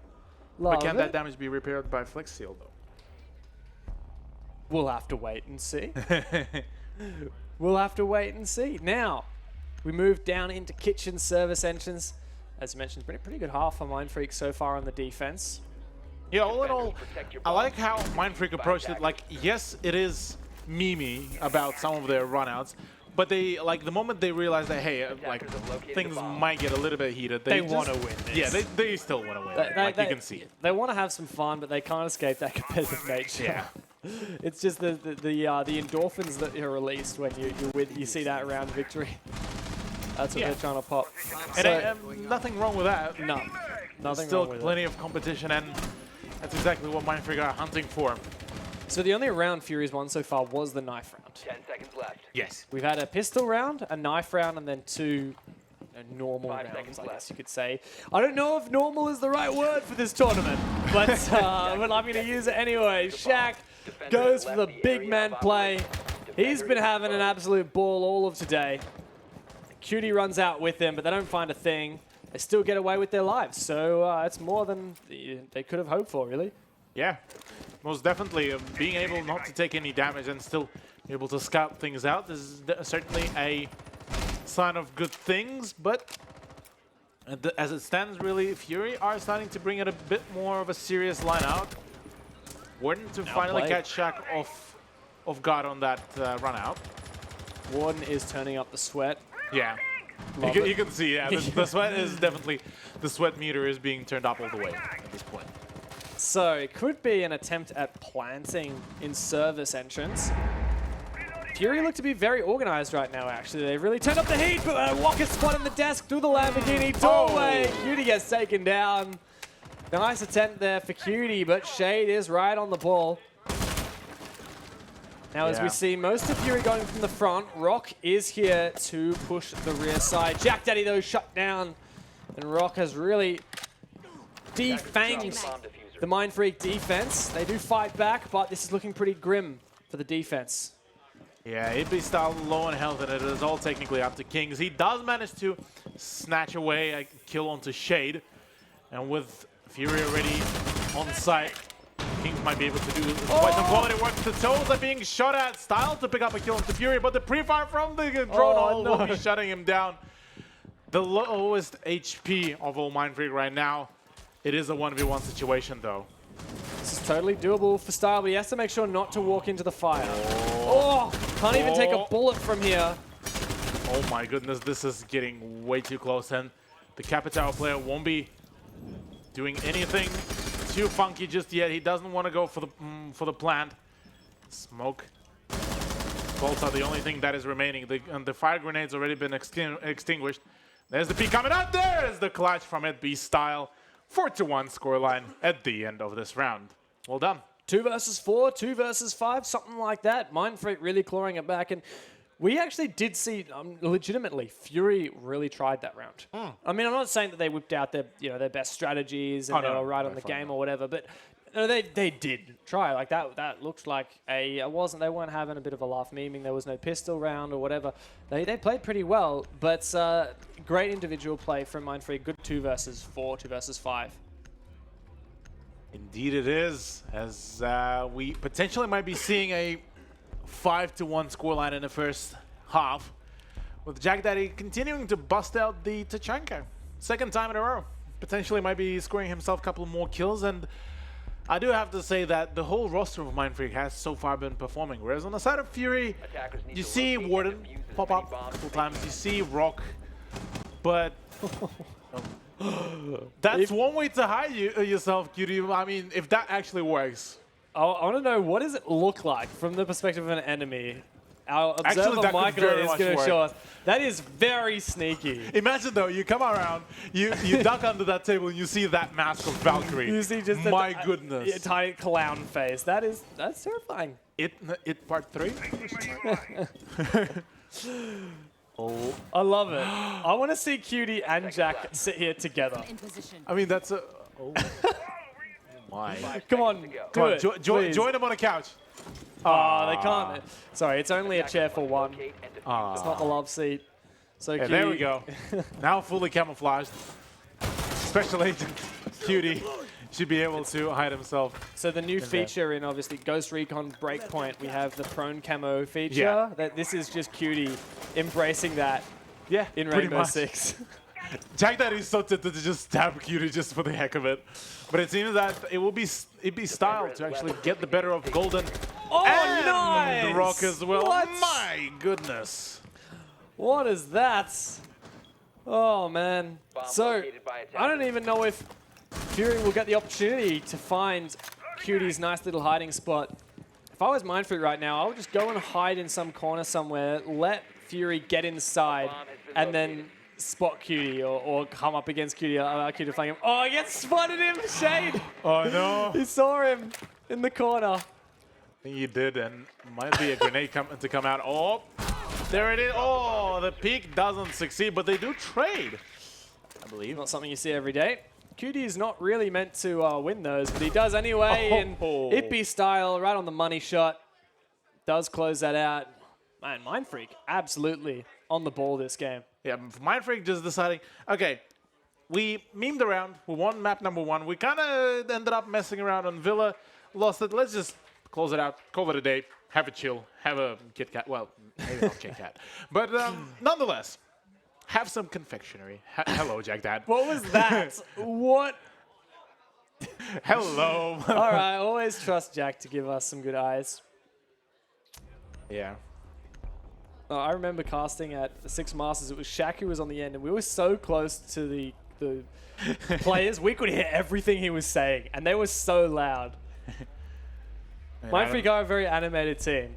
And you love to see it, though. Yeah, you do. And they've really switched it up here. Or switched it on, I should say, in this game.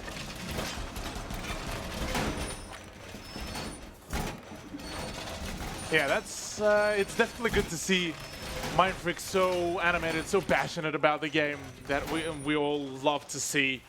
And some of those plays, some of those meme strats, it's always good fun too when they all work as well. So, whereas on the side of Fury, things, I mean, they worked. They worked on Villa, they worked all very well. But as it stands, really, only a single round on Coastline, things are looking not so pretty. Albeit, look at it from the good side, though. They'll get to embrace the community tomorrow if they do end up losing this map. So they will get to, you know, socialize a bit more. That's right. So if you lose out here in the semi-finals of the Charity Clash, get to hang out, enjoy Ubisoft Experience tomorrow on the Sunday, see all the games, go and watch the Rainbow Six stuff. And then, of course, one of the players will be competing in one of the show matches with the influencers and fans. So that's a bit of something different. Mindfreak, though, after a very confident defensive half, are going to get right into it here on their attack. Push very aggressively. Jack Daddy going to get safe before he pulls out this goo mine. I like how both of them just recoil from each other. Like, nope, I'm not taking this firefight. That's a nice grenade, by the way, from Jack Dad. But yeah, just like that, MF took a plentiful amount of ground from 2 spots, already taken care of Warden. It's a good sign, and right now Style might be running into a very angry Jaeger with a pre-fire. Oh, he does miss him as well! The timing on that one, that was not to be for Muesli, and now Mindfreak are in the driver's seat with a numbers advantage, but sit down, Cutie. Rock with a C4 is now going to try to contest luggage potentially, but elsewhere, Golden does trade out his teammate. And getting rid of Kings is definitely going to settle things down. But, oh, a nice flick by Rock at the end. We'll be shutting down. It'd be Style and Fury are not getting ready to get out of this just yet. Second round for themselves. So we do see Fury back in the game. It's going to have to be 5 rounds of defense if they want to send us to OT. 6 if they want to close it out before OT. They can't drop a single defense. Well, look at it from this point, Dev. You remember, you watched the Fnatic versus Fury game. Do you remember what happened on Cafe? Well, it was straight rounds on the side. It was Fury having a fairly bad performance on attack. The moment they went on the defense, 6 rounds in a row. Yeah. 7-5. Yeah. So it very much is on the cards. If a team can do it, it will be Fury. Yeah, sorry, I thought you were talking about the Six Masters match, but no, the Pro League match. Yeah. Man, you're right. Like, Fury, you never count them out. You never count them out, no. Count them out. Out of all the teams, Fury is probably the one to be the most unpredictable, really. But, I mean, so far Coastline was completely dictating the opposite, but in general.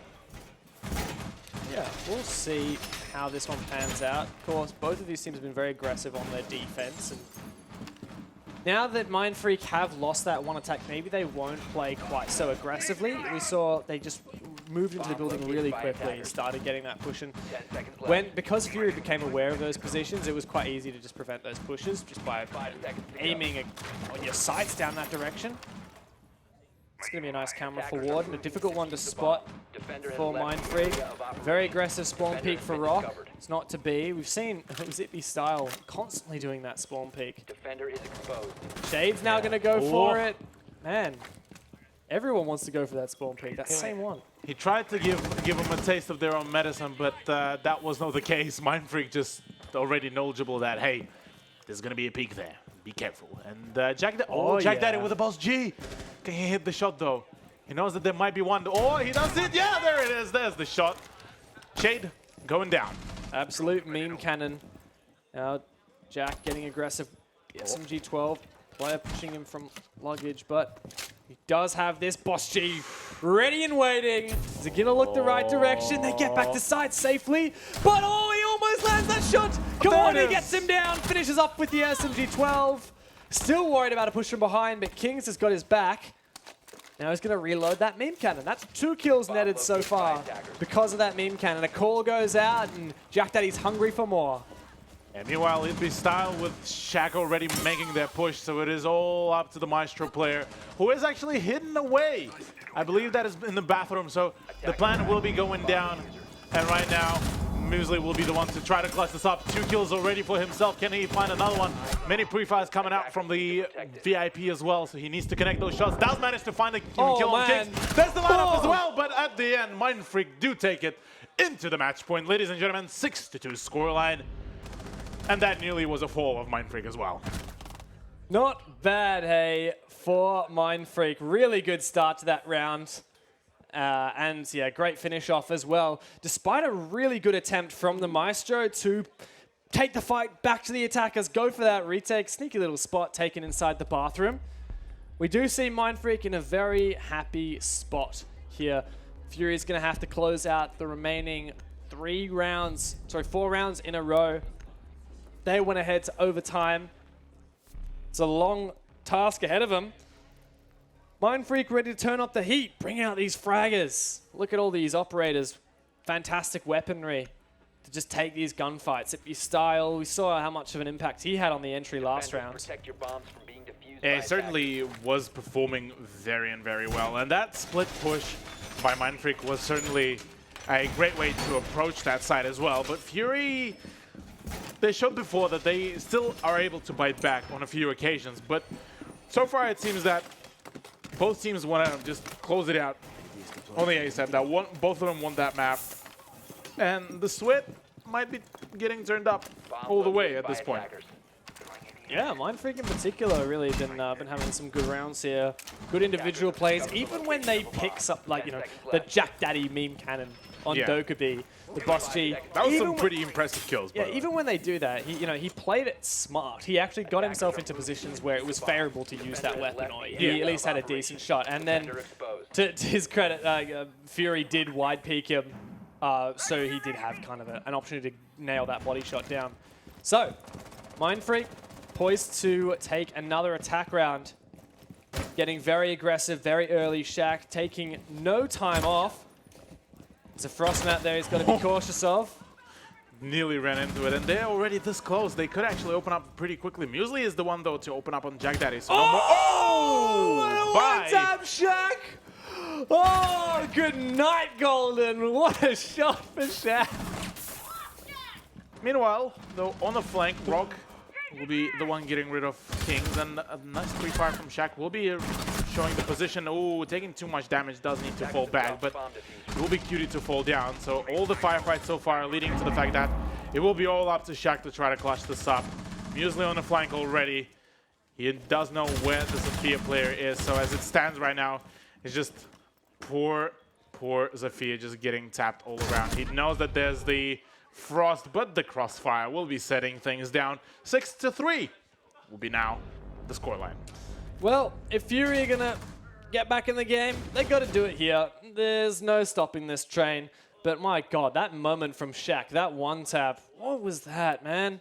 That was a bit of a thumbs up from thumbs up and salute. Yeah, that was a very nicely held angle. Good reaction speed. It's one thing to get a nice shot like that. Like if it hadn't been a one tap, it would have been a good kill, but it wouldn't have been super impressive. But the fact that he had the reaction, just click once and then know that that was the kill and not spray anymore, it's just so stylish, isn't it? There's something a bit extra about it. Yeah, certainly is. Looking at our overall setup. Oh, could this be the knife round, Dev? Maybe. Bring it in a nomad. Okay, surely not. Maybe not. The only round that Fury's won in the first half was a knife round. Yeah. So, I don't know, maybe they're good at knifing. Maybe they're a favorable knife team. I don't know. I don't really know the stats for these teams. Who's better at knifing? Because it's not really something we talk about in competitive. Maybe we should start. Maybe we should. And as it stands, Fury on the verge of losing the whole series and been able to claw back pretty swiftly within the context of the previous round. Looking at the lineup of the operators, seems to be pretty serious on the side, and whereas on the side of Mindfreak, it's semi-experimental. There's the run out to come out, but just can't connect the shots. Rock potentially might be going down to the pre-fire. There it is. Kings to quickly clean them up, just like that. Not a bad start for Mindfreak. It was a nice idea for Rock. He almost committed, but Kings was just coming up those stairs from the angle where he was slightly hidden, and Rock couldn't make that happen. I thought Rock was maybe going to yeet a C4 over there and make that happen. If that would have been the C4, then he would have definitely gotten the kill. But yeah, that's what I reckon. Yeah. Well, either way, the calls are to come out. We do have a sideways phone, unfortunately. Vigil having a little bit of a hard time. That's one way to hold a phone, Vigil.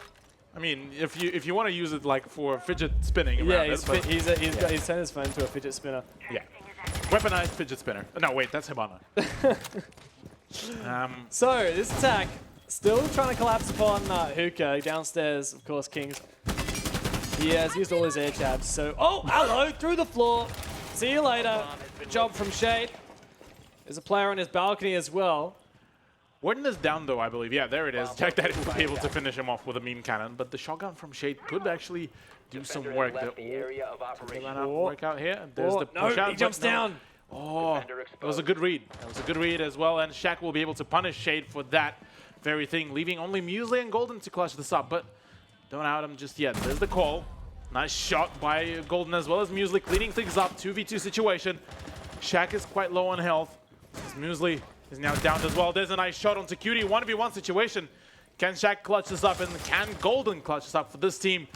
Will Fury be staying around in this matchup for longer? There's the... Oh, he's going to prone in. Oh, the turtle, the sneaky snake. There's the impact grenade.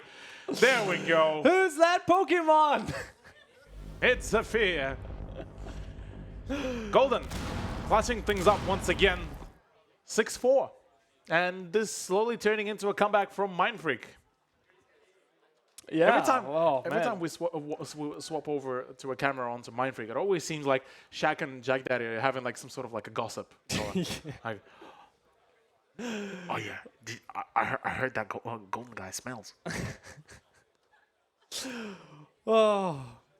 All right. Well, we're on the comeback train for Fury at the moment. A bit of work to go. I wouldn't count Mindfreak out yet. They've been so close to winning this. Like that last round, that was a 1vx for Golden that he just barely won. Yeah. And yeah, perfect operator for it as well with the Legion Mine and then the impact grenade, just the cherry on top. I mean, it is a literal cherry. Quite explosive one, but yeah. So downstairs we go for Fury to kitchen service entrance. And Jack Daddy's back on the Zafir, an operator that worked out really well for him previously. Oh, snag the drone. Nice one for Shade as well.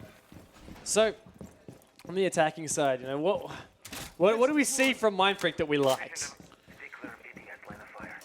Pretty much, really, from Mindfreak, it's either the entry of Jack Daddy, just being able to open up a few angles that is just what put the whole plan of Fury into just literally into the fire and off it goes. Yeah.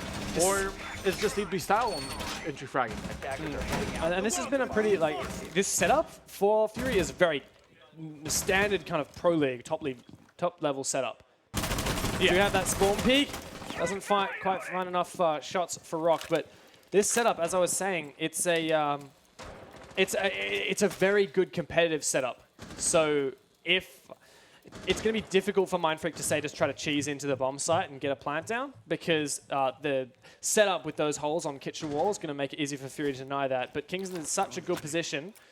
However, might be exposed. It's a bad read from the Bandit. And Kings is now very tempted to find this kill. The drone from the Mozzie spots out Kings. That may lead to him getting peeked. There are two players ready to peek him, one on the blue stairs. That's the Doc. He has an ACOG. So it's a good operator to peek that angle. Kings is aware of both of those positions. He needs to be extra cautious because there's literally nobody with him, so nobody will be able to cover his flank. So he does manage to fall back, so that's a good start for him. And that potentially could allow Shaq to actually go in for the peek at that long hallway and see what things he could get up to, really. But as it stands, he is a bit too cautious about his flank. And there's the C4. Style will be sent flying, as well as Kings will having his melon popped. And as it stands, really, things are not looking all well. There's another meme cannon to come out. Jack Daddy just keeps on going and going. They don't stop coming. And they don't stop coming. And 3 versus 4 for Mindfreak here on match point. It's been a couple of rounds thrown back in their face by Fury, but they're not out of this. They want to close it out. 2 players in very aggressive positions, peeking these angles, but things are falling apart. It's just Shaq left. Can't quite find this angle. Getting pushed from so many different positions in a 3-way crossfire, and yeah, you don't win those. Fury closes that one out, and we're 1 away from overtime. Why is it that Mindfreak just lost that round, and they're the ones who are super animated? It's funny, Fury, it looks like another day at work. Mindfreak are having a good time. Yeah, well, for them, maybe they are just memeing around, trying to get the most fun out of it. Whereas on the side of Fury, they just want to get this back up and running. The comeback is rolling for them, so they are riding that momentum wave as it stands. And on the side of MF, Shaq is trying to hide from somebody in the crowd. Maybe somebody is eyeballing him or something. I think he was given doing the whole eyebrows thing to someone in the crowd. Yeah. Maybe. We'll see. Well, I'll definitely need to get some lessons from Shaq about the eyebrow dancing. So I like the. Have you noticed the operator cards in the operator selection menu have changed a little bit? They've kind of changed the angle that's that some of the operators are shown at, a little bit more of a close-up where you can kind of just see their eyes, really puts feature on their eyes, their nose, their mouth. Just a nice close-up. And we also see the background changed a bit. You've got that grey background for most of the skins, and then that nice gold background for the elite skins. Pretty cool. Nice touch-ups here and there. Definitely we'll have to agree with you here, Dev. But now to potential... Well, this round will essentially decide whether we'll be going to either overtime or whether Mindfreak will completely close it out. Exactly right. And either scenario will be quite exciting. Especially if it gets kicked off with a Juan Deeg. No, this is just boundary cameras. Ooh, I'm definitely going to steal that one, Shay. Thanks for showing that. Oh, so close! Damn it, Warden. He's so upset with himself. He knows he got so close. Yeah, he didn't take a single shot from it. I feel like he's regretting everything about that.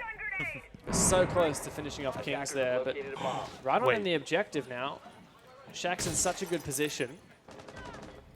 Could be the case. With the Style being able to grab the kill onto Shade, not before Rock would go for a trade.